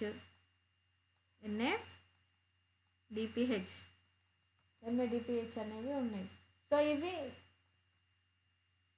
ఇవి వచ్చినాయి, మనకు వచ్చినాయి. అవి ఏం చేసుకోవాలన్నా మనం ఇప్పుడు డార్క్ రియాక్షన్లోకి ఎంటర్ అవుతాయి. సో డార్క్ రియాక్షన్ అనేది C3 అండ్ C4 సైకిల్ అని అనవచ్చు, కెల్విన్ సైకిల్ అని కూడా అనవచ్చు వీటిని. సో కెల్విన్ సైకిల్ ఓకే ఏంటి, ఇది నార్మల్గా అంటే లైట్ రియాక్షన్ జరిగింది, ఇప్పుడు లైట్ వచ్చింది, లైట్ రియాక్షన్ జరిగింది. లైట్ రియాక్షన్ ఇప్పుడు బ్రీఫ్గా చెప్పాలంటే, చిన్నగా చెప్పాలి అని అంటే, అక్కడ మనం లైట్ రియాక్షన్ చేసుకొని అక్కడ మనకు ప్రోడక్ట్స్ ఏమొచ్చినాయి, ATP NADPH వచ్చింది.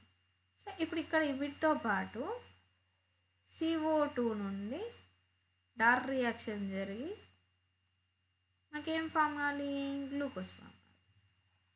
గ్లూకోజ్ ప్రోడక్ట్స్ అనేవి ఫామ్ కావాలి. ఇది డార్క్ రియాక్షన్. CO2ని ATP NADHని యూజ్ చేసుకొని గ్లూకోజ్ ఫామ్ కావాలి, ఆర్గానిక్ మాలిక్యూల్ అని అన్న అదే సేమ్. సో ఇది జరిగి ఏమైపోవాలి, మనకు ఆర్గానిక్ మాలిక్యూల్ అనేది రావాలి, అది మళ్ళీ స్టోర్ చేసుకుంటుంది. మళ్ళీ సేమ్ పిగ్మెంట్ రీజనరేషన్, మళ్ళీ పిగ్మెంట్స్కి మళ్ళీ లైట్ వెళ్తే మళ్ళీ ఏటీపీ ఎన్ఏడిపి ఫామ్ అవుతుంది, మళ్ళీ డార్క్ రియాక్షన్ జరిగింది, మళ్ళీ ఆర్గానిక్ ఫామ్ మాలిక్యూల్స్ అనేవి ఫామ్ అవుతాయి. ఓకేనా? సో ఇది కంటిన్యూ అన్నమాట, జరుగుతూనే ఉంటాయి. సో ఇప్పుడు మనం లైట్ రియాక్షన్ గురించి తెలుసుకున్నాం. ఇప్పుడు డార్క్ రియాక్షన్లోకి వెళ్దాం. డార్క్ రియాక్షన్లో ఏంటి అంటే చూడండి, ప్రోడక్ట్స్ ఆఫ్ లైట్ రియాక్షన్ ఏంటి, ఏటీపీ ఎన్ఏటిపిహెచ్ అండ్ ఆక్సిజన్ మాలిక్యూల్. అది కూడా dark reaction is use to ATP and NADPH to drive the process and synthesis of the food sugars. These phase do not directly depend on the light but depend upon the products of light reaction.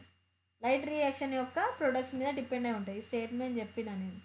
So ఏంటి, direct light మీద depend అవ్వట్లేదు, కాకపోతే ఆ light నుండి వచ్చే products, light reaction వల్ల వచ్చే products ఏవైతే ఉంటాయో వాటి మీద డిపెండ్ అవుతుంది. It can be also verified as a follows. Immediately after the light reaction unavailable, the biosynthetic process continues for the some time and then stop. If light available, the synthesis starts again. So ఇది ఏంటి అంటే డైరెక్ట్గా కాకుండా light ఎంత availability ఉంటే అంత light reaction జరుగుతుంది. Light reaction జరిగిన తర్వాత ఆ ప్రోడక్ట్స్ని యూజ్ చేసుకొని మళ్ళీ ఈ సింథసిస్ అనేది మళ్ళీ ఇక్కడ నుంచి మళ్ళీ స్టార్ట్ అవుతుంది.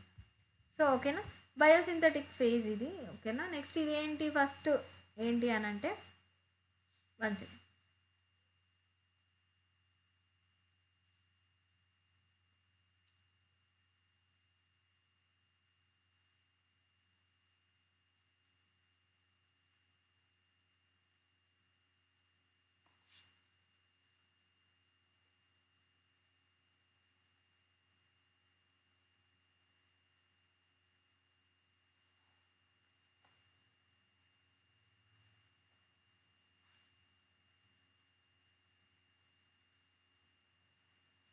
ఓకే, ఫస్ట్ CO2 వస్తుందన్న. CO2 H2O కలిసి ఒక బైకార్బోనేట్ ఫామ్ చేస్తాయి. బైకార్బోనేట్ ఫామ్ చేసినాక అది ఎక్కడికి వెళ్తుందంటే ఫస్ట్ స్టేబుల్ ప్రోడక్ట్కి ఫామ్ అయిపోతుంది అన్నమాట. ఫస్ట్ స్టేబుల్ ఇక్కడ ఇప్పుడు C3 cycle and C4 cycle అనేవి 2 ఉంటాయి నాన్న. C3 అండ్ C4 ఇది హయ్యర్ ప్లాన్స్లో అబ్జర్వ్ చేస్తారు. ఫస్ట్ C3 చూశారు. C3లో ఏంటి అంటే ఫస్ట్ స్టేబుల్ ప్రోడక్ట్ అనేది ఫామ్ అయిపోయిందట. చూడండి, first CO2 combines with the H2O to form the, ఇది జస్ట్ మీకు CH2ON అని ఇచ్చారు, కాకపోతే అది బైకార్బోనేట్ ఫామ్ అయితే ఆర్ షుగర్స్ అనేవి ఫామ్ అయిపోతాయి. So CO2 assimilation during the photosynthesis అనేది 2 టైప్స్గా జరుగుద్ది. CO2 అనేది అసెమిలేషన్ అంటే ఫస్ట్ స్టేబుల్ ప్రోడక్ట్ అనేది డిఫరెంట్గా ఉంటుంది. C3 సైకిల్లో అండ్ C4 సైకిల్లో. C3 సైకిల్లో వచ్చేసరికంటే ఫస్ట్ స్టేబుల్ ప్రోడక్ట్ ఏమైందట, CO2 ఫిక్సేషన్ జరిగిన తర్వాత ఆర్గానిక్ యాసిడ్ అనేది ఫామ్ అయింది. అదేంటి అని అంటే 3-పాస్ఫోగ్లైసరిక్ యాసిడ్ ఏదైతే PGA 3PGA పాస్ఫోగ్లిజరిక్ యాసిడ్ ఏదైతే ఉందో ఫస్ట్ అది ఫామ్ అయింది. ఎవరు డిస్కవర్ చేశారంటే మెల్విన్ కెల్విన్ అనే అతను ఏం యూసి డిస్కవర్ చేశారనంటే C14 ఆల్గల్ ఫోటోసింథసిస్లో ఇది డిస్కవర్ చేశారు. C14 ఆల్గల్ ఫోటోసింథసిస్లో ఇది డిస్కవర్ చేశారు. ఏంటి, C3 సైకిల్. ఓకేనా, C3 సైకిల్లో ఏం డిస్కవర్ చేస్తారు, ఫస్ట్ స్టేబుల్ ప్రోడక్ట్ ఏది 3-పాస్ఫోగ్లిజరిక్ యాసిడ్ 3PGA ఇది. సో నెక్స్ట్ CO2 దేంతో కంబైన్ అయినప్పుడు ఫస్ట్ స్టేబుల్ ప్రోడక్ట్ వచ్చింది అని అంటే అది ఆక్సాలో అసిటిక్ యాసిడ్. నెక్స్ట్ ఇది C3లో ఫస్ట్ స్టేబుల్ ఏది 3PGA, ఇది గుర్తుపెట్టుకోండి. C4లో ఫస్ట్ CO2 ఫిక్సేషన్ తర్వాత స్టేబుల్ ప్రోడక్ట్ ఏముంది అట, ఆక్సాలో అసిటిక్ యాసిడ్ OAA. సో ఇదేంటి అంటే 4 carbon.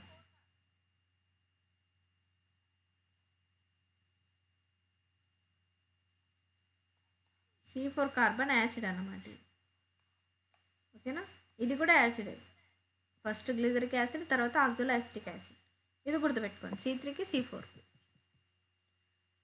First C3 cycle clear వినండి, కామ్ వినండి, గుర్తుంటాయి ఇవి, క్వశ్చన్స్ ఉంటాయి. సో ఫస్ట్ ఏంటి, CO2 కదా నాన్న. చూడండి, అట్మాస్ఫియర్ నుండి CO2 వచ్చింది. ఓకేనా, CO2 ఇవి ఏంటి అని అంటే 3 స్టెప్స్లో జరుగుతాయి. C3 సైకిల్ అనేది 3 స్టెప్స్లో జరుగుతుంది. ఒకటి కార్బాక్సిలేషన్, ఇంకొకటి రిడక్షన్, ఇంకొకటి రీజనరేషన్. 3 స్టెప్స్లో జరుగుతాయి: carboxylation, reduction, regeneration. First carboxylation అంటే ఏంటో చూద్దాం. చూడండి, కార్బన్ ఫిక్సేషన్. కార్బాక్సిలేషన్ అంటే కార్బన్ ఫిక్సేషన్. చూడండి, కార్బన్ ఫిక్సేషన్ జరుగుతుంది. ఫస్ట్ అట్మాస్ఫియర్కి ఎయిర్ వచ్చింది, తర్వాత కార్బన్ ఫిక్సేషన్ జరిగింది. సో ఇక్కడ ఫస్ట్ రుబిస్కో ఆర్యుబిపి యూజ్ చేసుకొని ఫస్ట్ స్టేబుల్ ప్రోడక్ట్ అనేది ఫామ్ అయింది. ఓకేనా, ఎంజైమ్ ఇది. సో అది ఇట్లా ఫామ్ అయినప్పుడు దీన్ని కార్బాక్సిలేషన్ అంటుంది, ఫస్ట్ స్టెప్. ఓకేనా.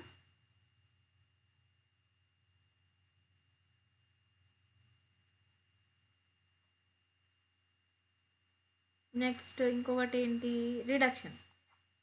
రిడక్షన్ అంటే ఏంటి, ఇప్పుడు 3PGA ఏదైతుందో అది పాస్పోగ్లిసరిక్ యాసిడ్ ఏదైతుందో 3 అదేంటి ట్రైపాస్పేట్గా రిడక్ట్ అవుతుంది. సో అది సుక్రోస్ అండ్ స్టార్చ్గా మారుతుంది తర్వాత. సో ఇదేంటి అంటే ట్రైపాస్పేట్గా రిడక్షన్ జరుగుతుంది కాబట్టి అప్పుడు ఏంట్రా ఏటీపీ అనేది NADPH అనేది రిలీజ్ అవుతుంది ఇక్కడ.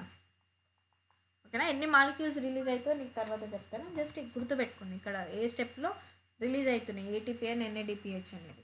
సో ఫస్ట్ 3 పాస్పోగ్లిసరిక్ యాసిడ్ అనేది ట్రైపాస్పేట్గా మారినప్పుడు ఏటీపీ ప్లస్ NADPH అనేది రిలీజ్ అయ్యి ఎట్లా మారుతున్నాయి, ఏడీపీగా NADPగా మారుతుంది, NADP ప్లస్గా మారుతుంది.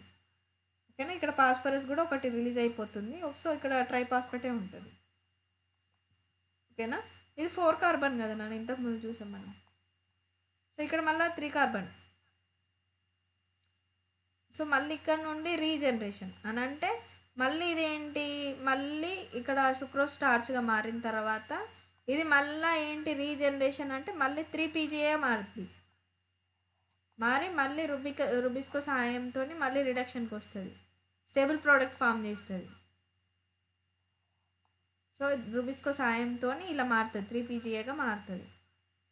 దెన్ మళ్ళీ రిడక్షన్, మళ్ళీ ఇది. సో ఇక్కడ స్టెప్స్ ఏంటి, కార్బాక్సిలేషన్, రిడక్షన్, రీజనరేషన్. కార్బాక్సిలేషన్లో ఏం జరుగుతుంది, కార్బన్ ఫిక్సేషన్ జరిగి ఫస్ట్ స్టేబుల్ ప్రోడక్ట్ ఫామ్ అవుతుంది. తర్వాత ఏమవుతుంది, రిడక్షన్లో ఆ 3PGA అనేది ట్రైపాస్పేట్గా మారుతుంది, ఇది రిడక్షన్. ఇక్కడ ఏటీపీ అనేది NADPH అనేది NADPగా ఫామ్ అవుతుంది. మళ్ళీ తర్వాత ఇక్కడ నుండి ట్రైపాస్పేట్ నుండి మళ్ళీ రీజనరేషన్ అయ్యేటప్పుడు ఏటీపీ అనేది ADPగా మారుతుంది. ఇక్కడ NADPH రావట్లేదు, ఓన్లీ ఏటీపీ అనేది ADPగా ఫామ్ అవుతుంది. ఇది గుర్తుపెట్టుకోండి అంతే C3లో.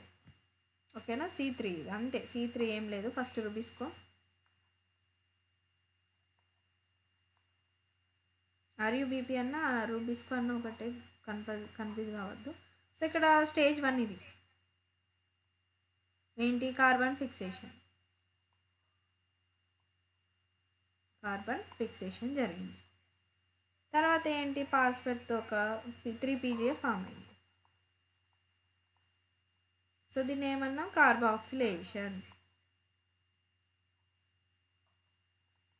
ఓకేనా, తర్వాత ఏమైంది, ఇక్కడ ఏటీపీ NADPH ఏడీపీగా NADP ప్లస్గా మారింది,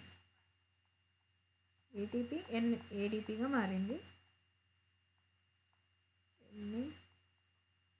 NADPH ఏమో NADPగా మారింది. మళ్ళీ ప్లస్ ఒక పాస్పేట్, ఇక్కడ ట్రైపాస్పేట్.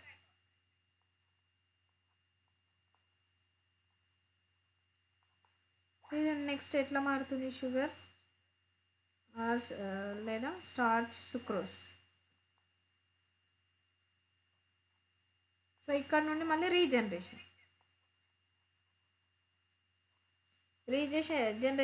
టైంలో ఇక్కడ ఏంటి అని అంటే ఏటీపీ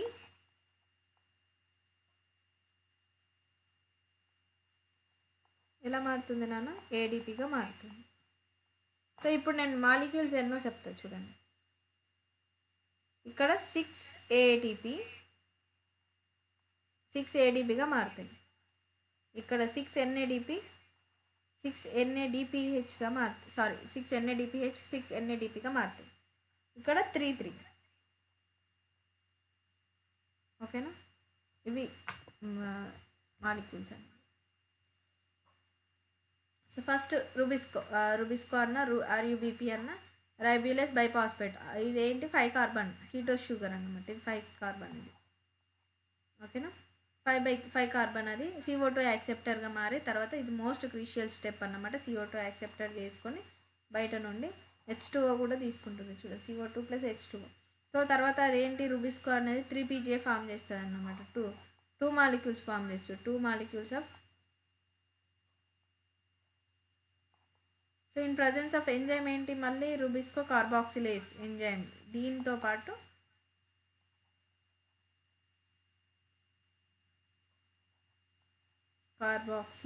ఇక్కడ కార్బాక్సిలేస్ ఎంజైమ్, కార్బాక్సిలేస్ ఎంజైమ్ అనమాట. తర్వాత సిన్స్ ఎంజైమ్ ఆక్సిజనేషన్ యాక్టివిటీ ఉండడం వల్ల ఏమైపోయిందంటే కార్బాక్సిలేస్ ఆక్సిజనేస్గా మారి రుబిస్కో అయిపోయింది అన్నమాట. ఓకేనా. సో ఇక్కడ మొత్తం అది ఆక్సిజన్ ఏదైతే ఉందో ఇక్కడ నుండి వచ్చిన ఆక్సిజన్ అది రుబిస్కోగా మారింది. మోస్ట్ అబెండెంట్ ఇది world PYQ. Rubisco is the most abundant enzyme in the world. తర్వాత రిడక్షన్ చెప్పాను. రిడక్షన్ తర్వాత 2 ATP మాలిక్యూల్స్ ఏవైతే ఉన్నాయి ఇక్కడ ఒకటి ఇక్కడ, ఓకేనా. తర్వాత 2 NADPH అని 2 మాలిక్యూల్స్ యూజ్ చేస్తున్నాం as per the CO2 molecules అనేవి యూజ్ చేసి. తర్వాత 6 మాలిక్యూల్స్ ఆఫ్, ఒకవేళ ఇప్పుడు చెప్పాను నాన్న ఇక్కడ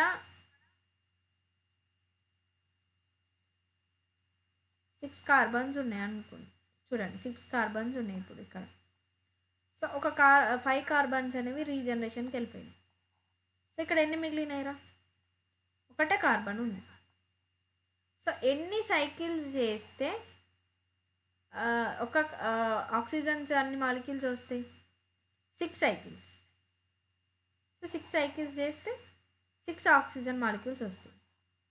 అంటే సైకిల్కి ఒక ఆక్సిజన్ మాలిక్యూల్ అనుకున్నాం, ఓకేనా. లేదా అంటే 1 గ్లూకోజ్ మాలిక్యూల్ అన్నా కూడా 1 సైకిలే. So throughout the part ఎన్ని సైకిల్స్ జరగాలి? 6 సైకిల్స్. సో ఫస్ట్ అట్లా అన్ని సైకిల్స్ జరగాలంటే ఎన్ని కార్బన్ మాలిక్యూల్స్ కావాలి? 6 CO2. అన్ని ఫిక్సేషన్స్ జరిగితే 6 టన్స్, చూడండి 6 CO2 జరిగితే 6 turns are needed to remove 1 glucose molecule from the pathway. Remove అని అంటే అది ప్రిపేర్ అయ్యి బయటకు వస్తుంది. 1 మాలిక్యూల్ ఆఫ్ గ్లూకోజ్కి ఎన్ని సైకిల్స్ జరుగుతున్నాయి? 6 కార్బన్స్ ఫిక్సేషన్ జరుగుతుంది, 6 టన్స్ జరుగుతుంది.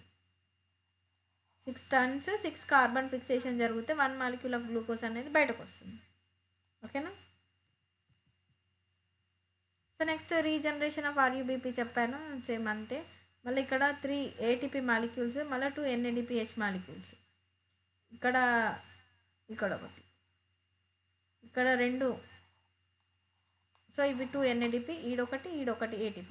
So 3 molecules. అవి 6 అని ఇందాక ముందు ఇచ్చాను కదా, ఆన్ బేసిస్ ఆఫ్ టన్స్, ఎన్ని టన్స్ బట్టి అవి ఇచ్చాను. ఇది నార్మల్గా 1 టన్కి వీళ్ళు ఇచ్చేది, ఓకేనా. ఇవి టోటల్ 1 గ్లూకోజ్ మాలిక్యూల్ ఎన్ని టన్స్ కావాలి? 6 టన్స్ కావాలి. ఇది C3 సైకిల్. సో ఇది జస్ట్ మీకు ఇంట్రొడక్షన్ కోసం. 6 CO2 ఇన్ అయితే ఎన్ని అవుట్ అవుతాయిరా? 1 గ్లూకోజ్ మాలిక్యూల్స్, ఎందుకంటే 6 టన్స్. 18 ATP వస్తే, ఒకవేళ 18 వచ్చినాయి అనుకోండి లోపలికి, ADPలు ఎన్ని వస్తే అన్నీ పోతాయిరా, అంతే. ఇప్పుడు ATPలు ఉన్నాయి, ఎన్ని మారినాయి ADPగా? 18. 12 NADP వస్తే 12 NADP. జస్ట్ మీరు ఇది గుర్తుంచుకోండి, అంటే 6 టన్స్కి 6 CO2 ఫిక్సేషన్ జరిగితే 1 గ్లూకోజ్ మాలిక్యూల్ వస్తుంది. 6 టన్స్కి 6 CO2 ఫిక్సేషన్, సో ఇట్లా గుర్తుపెట్టుకోండి. 6 CO2 ఫిక్సేషన్ జరిగితే 6 టన్స్ జరుగుతాయి. 6 టన్స్ జరిగితే 1 గ్లూకోజ్ మాలిక్యూల్ వస్తుంది, అంతే. C3 సైకిల్ డన్, ఈజీ, అంతే. ఆడ 3 స్టెప్స్ గుర్తుపెట్టుకోండి: కార్బాక్సిలేషన్, రిడక్షన్, రీజనరేషన్. కార్బాక్సిలేషన్లో ఏంటి? కార్బన్ ఫిక్సేషన్ జరుగుతుంది. రిడక్షన్లో ఏంటి? పాస్బోగ్లిజరిక్ యాసిడ్ అనేది రిడక్షన్ జరిగి ట్రైపాస్పేట్గా మారుతుంది. ట్రైపాస్పేట్ ఏం చేస్తుంది? మళ్ళీ రీజనరేషన్గా మారుతుంది, RUBPగా ఫామ్ అవుతుంది. RUBP నుండి మళ్ళీ ఆక్సిజన్ కంబైన్ అయ్యి రుబిస్కోగా మారుతుంది. రైబోస్ కార్బాక్సిలేషే ఎంజైమ్ అనేది ఫస్ట్ స్టేబుల్ ప్రోడక్ట్ అనేది మళ్ళీ ఫామ్ చేస్తుంది. ఇదే గుర్తుపెట్టుకోండి, ఇదే సీక్వెన్స్. Next C4 cycle.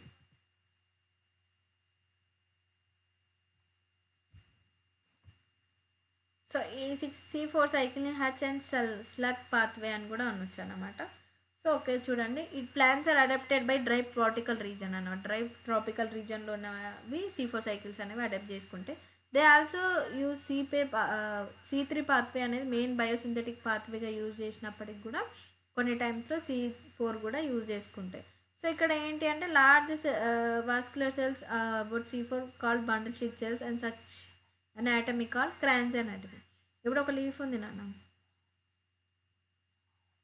లీఫ్లో ఈ పార్ట్ తీసుకుంటే మనకి ఇక్కడ మీజోఫిల్ సెల్స్ అనేవి కనిపిస్తాయి అన్నమాట. మీజోఫిల్ సెల్స్ అనేవి ఇట్లా చిన్నగా కనిపిస్తాయి. తర్వాత కొద్దిగా ముందుకెళ్తే వాస్కులర్ బండల్స్ ఉంటాయి మనకు. వాస్కులర్ జైలం ఫ్లోయం బండల్స్ ఉంటాయి. సో వీటిని కవర్ చేసుకుంటూ పెద్ద సెల్స్ అనేవి ఉంటాయి, వీటిని బండల్ షీట్ సెల్స్ అని అంటాం. ఓకేనా. సో ఈ రెండింటి మధ్యన జరిగేదే ఈ మీజోఫిల్ సెల్స్కి బండల్ షీట్ సెల్.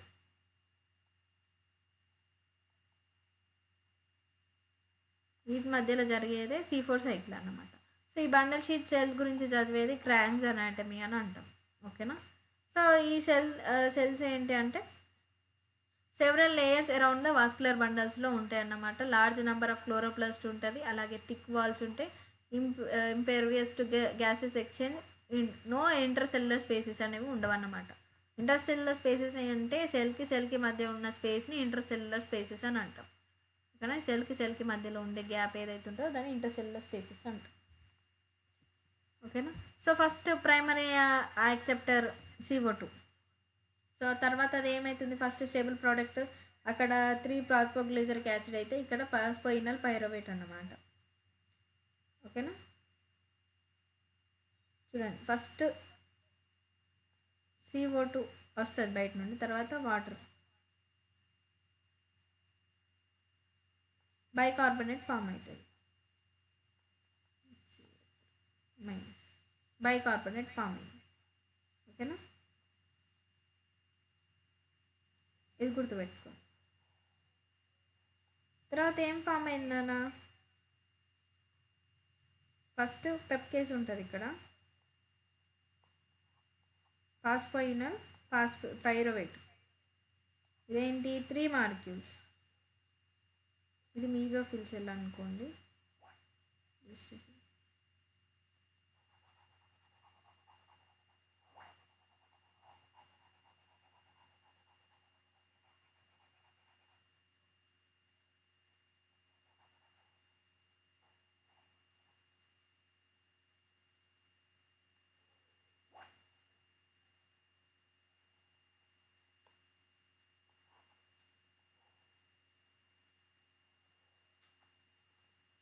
ఇది మీజోఫిల్ సెల్, ఇది bundle sheet.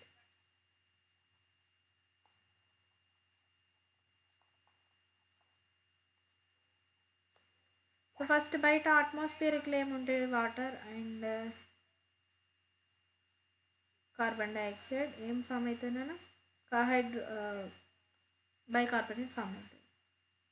So first stable product ఏమని చెప్పుకున్నాం, కార్బన్ డైఆక్సైడ్ ఫిక్సేషన్ జరిగిన తర్వాత పెప్కేస్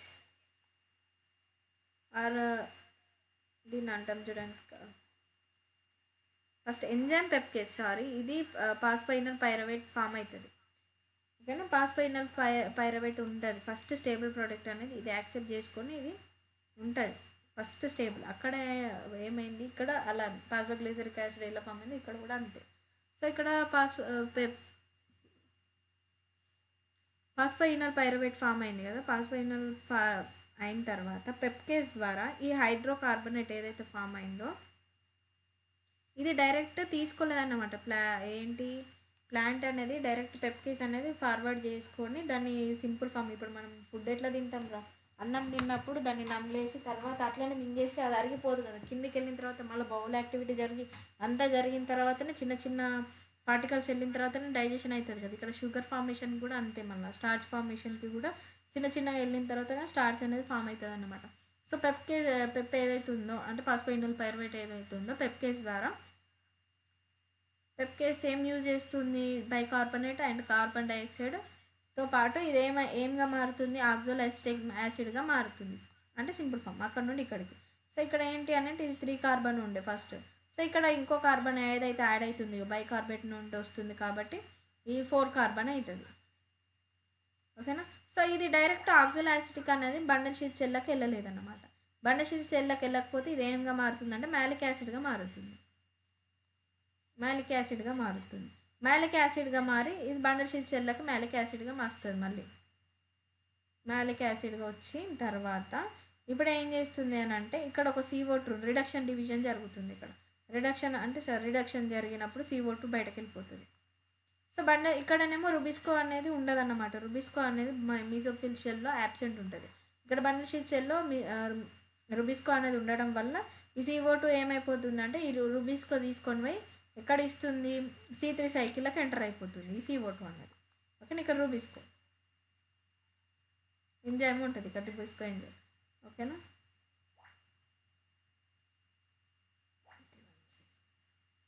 సో ఇప్పుడు మ్యాలిక్ యాసిడ్ ఉంది. ఓకేనా. మ్యాలిక్ యాసిడ్ వచ్చేసి మళ్ళీ ఏంటి ఇక్కడ ఆక్సాలోఅసిటిక్ అంటే ఇక్కడ ఇది అంటే ఇక్కడ నుంచి ఇక్కడికి రావడానికి ఆక్సాలోఅసిటిక్ యాసిడ్ అనేది వీలు కాదు కాబట్టి అది మ్యాలిక్ యాసిడ్గా మారి లోపలికి వచ్చింది. మళ్ళీ తర్వాత మ్యాలిక్ యాసిడ్ ఎలా మారుతుంది, మళ్ళీ 4 కార్బన్ ఆక్సాలోఅసిటిక్గానే మారుద్ది.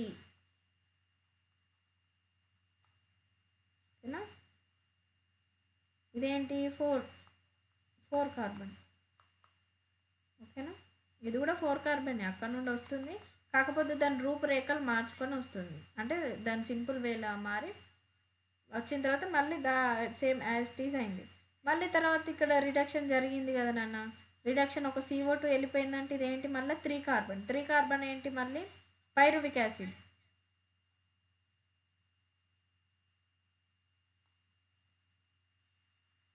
పైరువిక్ యాసిడ్ ఏంటి 3 కార్బన్. సో మళ్ళీ ఇక్కడ నుండి మళ్ళీ ఇక్కడికి పాస్పోయినల్ పైవరేట్గా మారడానికి మళ్ళీ మీషోఫిల్ సెల్స్కి వెళ్తుంది అనమాట.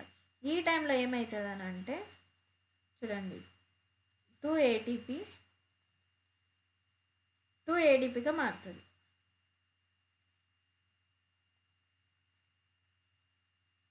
మళ్ళీ సేమ్ మళ్ళీ పెప్కేస్ అనేది మళ్ళీ CO2 వాటర్తో పాటు ఆక్సాలోఅసిటిక్ యాసిడ్గా మారి పెప్కేస్తోని మళ్ళీ మ్యాలిక్ యాసిడ్గా మారి మ్యాలిక్ యాసిడ్ మళ్ళీ బండల్ షీట్కి వచ్చి బండల్ షీట్లో మళ్ళీ రిడక్షన్ జరిగి CO2 వెళ్ళిపోయి తర్వాత ఆక్సాలోఅసిటిక్ ఫామ్ అయ్యి ఆక్సాలోఅసిటిక్ నుండి మళ్ళీ పైకి వెళ్ళిపోతాయి అన్నమాట. ఇది సేమ్, ఇది జస్ట్ జనరల్ మీకు గుర్తుంచుకోవడానికి. ఇప్పుడు చదివితే మీకు అర్థమవుతుంది చూడండి. సో ఫస్ట్ ప్రైమరీ యాక్సెప్టర్ ఏంటి CO2, తర్వాత ఏం ఫామ్ అయింది పాస్పోయినల్ పైవరేట్ ఫామ్ అయింది, అది 3 కార్బన్. మళ్ళీ తర్వాత అది పెప్కేస్గా మారి మళ్ళీ అక్కడ బైకార్బోనేట్ నుండి ఒక కార్బన్ అనేది తీసుకొని 4 కార్బనిక్గా చూడండి C4 యాసిడ్ ఏది ఆక్సాలోఅసిటిక్గా ఫామ్ అయ్యి మీసోఫిల్ సెల్స్లో ఉంటుంది. తర్వాత 4 కార్బన్ సెల్స్ అండ్ మాలిక్ సెల్గా మారి ఆర్ అస్పార్టిక్ యాసిడ్ అని కూడా అనవచ్చు మాలిక్ యాసిడ్ని. So they are transported into bundle sheath cell. Bundle sheath సెల్కి వెళ్ళిపోయిందా. ఇప్పుడు బండల్ షీట్ సెల్లో ఏంటి మళ్ళీ బ్రోకెన్ డౌన్ ఇంటూ CO2 మళ్ళీ ఆ C3 మాలిక్యూల్ ఏదైతే చెప్పానో C1 వెళ్ళిపోతుందో అక్కడ మాలిక్ యాసిడ్ నుండి రిడక్షన్ జరిగి రుబిస్కో అనేది C3 సైకిల్కి వెళ్ళిపోతుంది ఆ కార్బన్ యాసిడ్ అనేది. సో మళ్ళీ C3 మాలిక్యూల్ ఏదైతే ఉందో ట్రాన్స్పోర్ట్ మాలిక్ యాసిడ్ ఏదైతే ఉందో అది ఆక్సాలోఅసిటిక్గా మారిద్ది. ఆక్సాలోఅసిటిక్ మారిన తర్వాత అది మళ్ళీ ఏంటి C3గా మారిపోద్ది. అది PEP again converted into PEP again released into CO2 మళ్ళీ CO2 ఎంటర్స్ ఇంటూ అంటే ఇదే పాయింట్. CO2 ఏదైతే రిలీజ్ అయిందో అది C3 పాత్వేకి వెళ్ళిపోతుంది. ఎందుకనంటే బండల్ షీట్ సెల్లో రిచ్ ఇన్ రుబిస్కో ఉంటుంది, కాకపోతే మీజోఫిల్ సెల్స్లో రుబిస్కో అనేది ఉండదు అనమాట. ల్యాక్ ఆఫ్ పెప్కేస్ ఉండదు అన్నమాట. ఇక్కడ పెప్కేస్ ఇక్కడ ఉంటుంది పైన ఉంటుంది మీజోఫిల్ సెల్స్లో ఉంటుంది. బండల్ షీట్ సెల్లో పెప్కేస్ ఉండదు, రుబిస్కో ఉంటుంది. మీజోఫిల్ సెల్స్లోనేమో పెప్కేస్ ఉంటుంది, బండల్ షీట్ సెల్లోనేమో రుబికేస్ ఉంటుంది. ఓకేనా. Pathway common for C3 and C4. So thus C3 అనేది C3లో ఉంటుంది, C4లో కూడా ఉంటుంది, C4లో కూడా C3 ఉంటుంది. ఓకేనా. C3 అనేది బోత్లో ఉంటుంది, C3 సైకిల్లో C4 సైకిల్లో కూడా ఉంటుంది అన్నమాట. సో ఇది లీఫ్ అనాటమీ అని కూడా అనొచ్చు. C4 అనేవి special because of leaf anatomy Kranz anatomy tolerated in high temperature shows the high light intensities చూపిస్తుంది. ల్యాక్ ఆఫ్ ఫోటో రెస్పిరేషన్ అన్నమాట, greater productivity of biomass. Next Calvin cycle Calvin pathway Rubisco combines with CO2 gives the 3 PJ. ఇది first stable product ఏదైతే ఉందో ఇలా. So activated ఏదైతే ఉంటుందో bind CO2 and O2, hence the name Rubisco. ఇది చెప్పాను ఇంతకుముందు. అంటే ఫస్ట్ స్టేబుల్ ప్రోడక్ట్ ఫామ్ అయ్యేటప్పుడు ఇది రుబిస్కో ఎంజైమ్ ఏదైతే ఫామ్ అవుతుందో చూడండి, ఫస్ట్ కార్బన్ డైఆక్సైడ్తో కలిసి ఫస్ట్ ఫామ్ అయింది. So next fixation of okay decrease the first మనకి ఫాస్ఫోగ్లిజరేట్ ఫాస్ఫో రెస్పిరేషన్ సేమ్ అదే చెప్పింది ఉంది ఇక్కడ.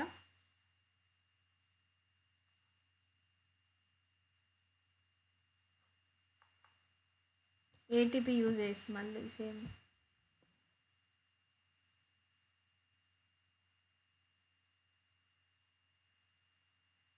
సో ఇక్కడ C4 సైకిల్లో photo respiration does not occur, they can increase CO2 concentration at enzyme site. This takes place to the C4 acid and the mesophyll cell breakdown into the bundle ship cells and release CO2 to minimize the oxygenase activity of Rubisco. So ఓకేనా, ఇది ఆక్సిజనైజ్ activity తగ్గించడానికి concentration అనేది ఏమవుతుంది enzyme site దగ్గర పెంచుతున్నారు. ఓకేనా, due to lack of photorespiration productivity yields better in the C4 plants. Lack of photorespiration వల్ల yield అనేది C4లో ఎక్కువ ఉంటుంది. ఓకేనా, in addition of the plants tolerate high temperature. ఇది అసెషన్ రీజన్లో రావచ్చు. ఓకేనా, ల్యాక్ ఆఫ్ ఫోటో రెస్పిరేషన్ వల్ల ప్రొడక్టివిటీ అండ్ హీల్లో C4లో ఎక్కువ ఉంటుంది. దీనివల్లనే ఏంటి టోలరెన్స్, ప్లాంట్ యొక్క టోలరెన్స్ ఇక్కడ హై టెంపరేచర్లో కూడా C4 సైకిల్ అనేది చేయగలుగుతున్నాం. So next differences C3కి C4కి and similarities and differences. First ఇక్కడ ఏంటి మీజోఫిల్ సెల్స్లో జరుగుతున్నాయి C3 సైకిల్స్ అనేవి. ఇక్కడ ఏంటి C4లో మీజోఫిల్స్లో జరుగుతుంది, బండల్ షీట్లో కూడా తీసుకుంటుంది. క్రాన్స్ అనాటమీ ఏంటి, బండల్ షీట్ సెల్స్ గురించి చదివేది. క్రాన్స్ అనాటమీ అనేది C3లో యాబ్సెంట్ ఉంటుంది, C4లో ప్రజెంట్ ఉంటుంది. రుబిస్కో అనేది ప్రైమరీ యాక్సెప్టర్గా ఇక్కడ ఉంటుంది, C3లో ఉంటుంది. ఇక్కడ సెకండరీ అక్కడ CO2 సెకండరీ బండల్ షీట్ సెల్లో రుబిస్కో అనేది యాక్సెప్టర్గా ఉంది. కాకపోతే ఫస్ట్ ఎక్కడ ఉంది నాన్న, పెప్కేజ్. ఓకేనా, సో అది పాస్పోయినల్ పైరువేట్ అనేది ఫస్ట్ ప్రైమరీ యాక్సెప్టర్గా ఉన్నదన్నమాట. ఇక్కడ ఫస్ట్ 3PGA అనేది 3 carbon compound and stable product. ఇక్కడేమో ఆక్సాలోయాసిటిక్ యాసిడ్ అనేది 4 కాంపౌండ్. ఇక్కడ పాస్పోయినల్ పైరువేట్ నుండి తర్వాత ఇక్కడ బైకార్బోనేట్ నుండి ఇంకో కార్బన్ వచ్చేసి ఆక్సాలోయాసిటిక్ యాసిడ్ అనేది ఫస్ట్ స్టేబుల్ ప్రోడక్ట్గా మారిందన్నమాట. తర్వాత ఇక్కడ క్లోరోప్లాస్ట్ ఆర్ ఫైనల్లీ 1 టైప్, అంటే గ్రానల్ టైప్లోనే ఉంటాయి. ఇక్కడేమో chloroplast are dimorphic, granal, mesophylls and agranal, bundle sheath. Granal ఏమో మీసోఫిల్గా, అగ్రానల్ ఏమో బండల్ షీట్గా, 2 టైప్స్ ఉన్నాయి ఇక్కడ. నెక్స్ట్ ఫోటో రెస్పిరేటరీ లాస్ ఎంత ఉన్నది, హైలో ఉంది. ఇక్కడ యాబ్సెంట్ ఉంది, negligible.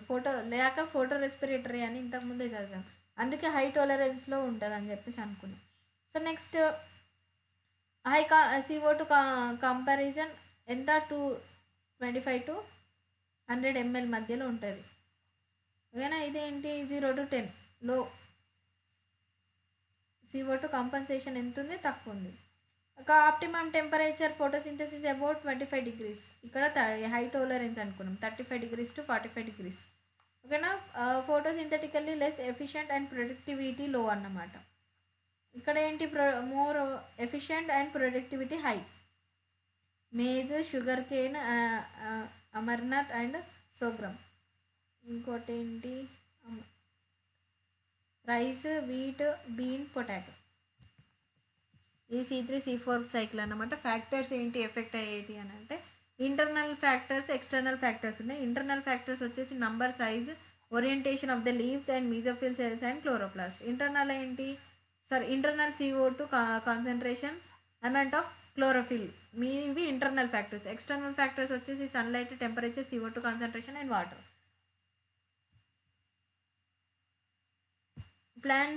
Plant factors are dependent on the genetic predisposition and growth of plant.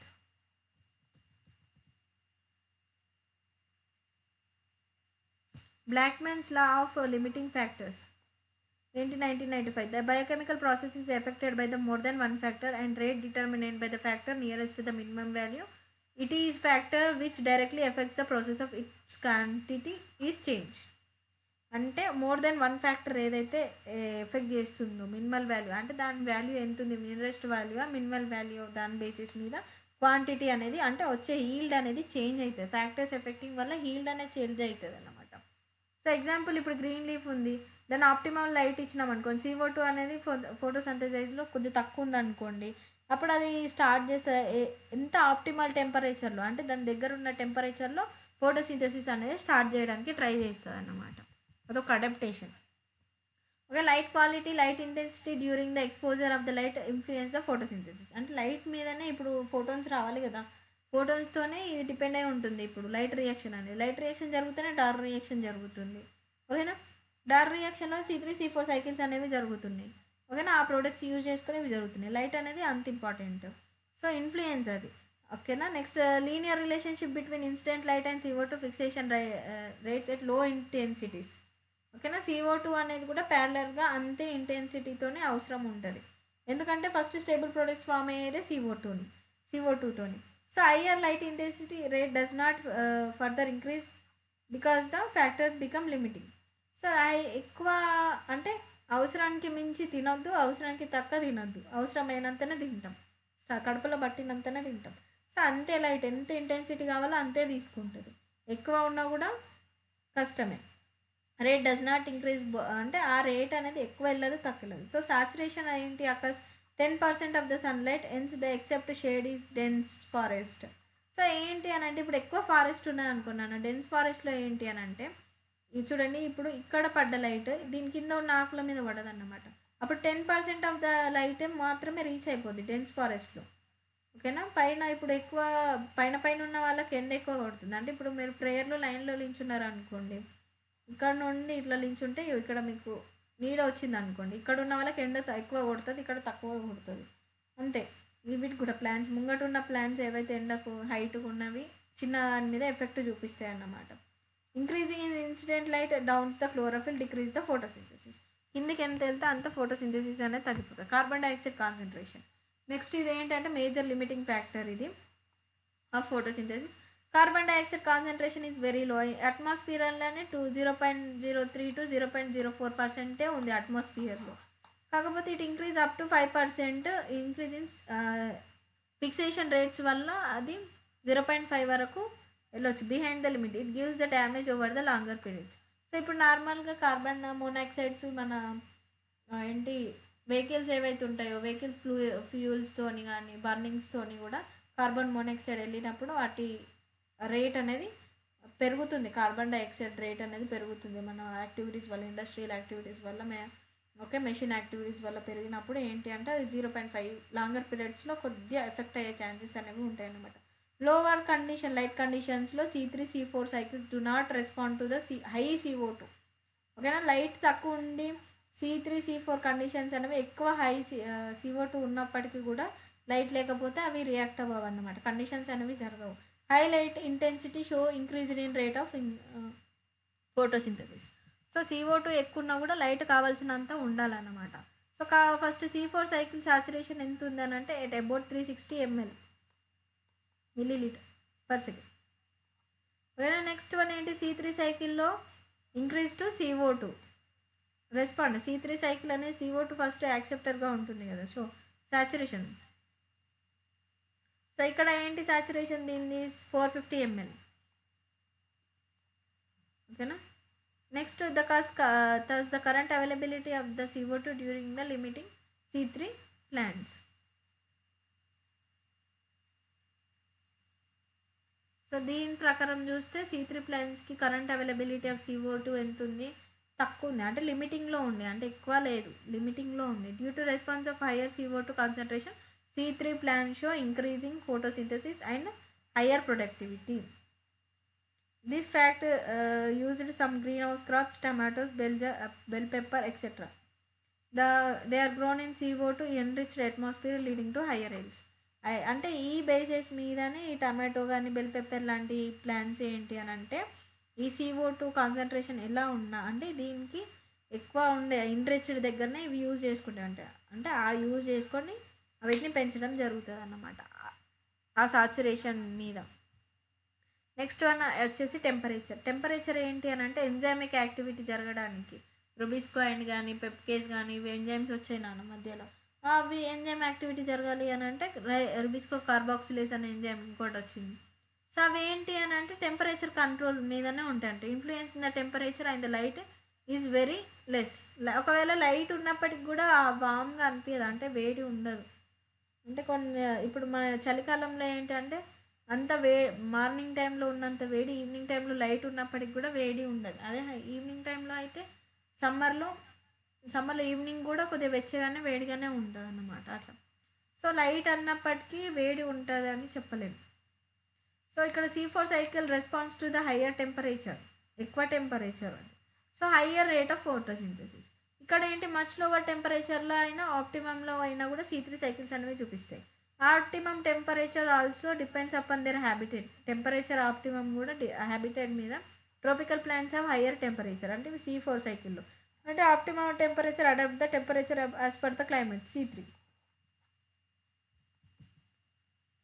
Next water ఏంటి closes the stomata hence the reduce the CO2 availability. ఓకేనా. CO2 అబ్జర్వ్ చేసుకుంటాయి కదరా ప్లాంట్స్, టమాటో ద్వారానే కదా ఫస్ట్ గ్యాసెస్ ఎక్స్చేంజ్ అనేది జరిగేది, God cells దగ్గర జరుగుతాయి కదా. సో అక్కడ వాటర్ ఏం చేస్తుందంటే మనము ట్రాన్స్పిరేషన్ ప్లాంట్స్లో చదివాం ఇక్కడ ట్రాన్స్పిరేషన్ పూల్లో జరిగినప్పుడు తర్వాత వాటర్ అనేది బయటకు వెళ్ళిపోతూ ఉంటాయి కదా, ఎక్సెస్ వాటర్ CO2 కానీ ఆక్సిజన్ కానీ ఏదైతే ఉందో అది బయటకు వెళ్ళిపోతుంది. అప్పుడు అది బయట నుండి CO2 ఎంత అబ్జర్వ్ చేసుకుంటుందో, ఒకవేళ టమాటో క్లోజ్ అయిపోతే ఏమవుతుంది, CO2 అవైలబిలిటీ అనేది తగ్గిపోతుంది. So water stress wilt leaves thus reduce the surface area. So ఇట్లా కొన్ని వాటర్ ఎక్కువ వర్షం పడ్డప్పుడు కానీ సో ఇట్లాంటి టైంలో ఏంటి అని అంటే ఈ లీవ్స్ అనేవి బెండ్ అయిపోతాయి ఫస్ట్ ఆ ప్రెషర్కి. ఇక్కడ నుండి అప్పర్ నుండి ప్రెషర్ వస్తుందంటే బెండ్ అయిపోతాయి, ఇవి కిందికి వెళ్ళిపోతాయి చూడండి మీరు. సో ఆ టైంలో ఏంటి అంటే టొమాటో అనేది క్లోజ్ అయిపోతుంది. క్లోజ్ అయినప్పుడు CO2 అవైలబిలిటీ లోపల ఉండదు. అప్పుడు ఏంటి ఫ్యాక్టర్స్ అనేవి ఈ రియాక్షన్స్ జరగడానికి ఉండదు అన్నమాట. సో ఇక్కడ సర్ఫేస్ ఏరియా అనేది మెటబాలిక్ యాక్టివిటీని ఎఫెక్ట్ చేస్తుంది directly or indirectly. Last slide ఇది. ఓకేనా, అర్థమైందా? అర్థం కాలేదా? అర్థమైందా? కాలేదా?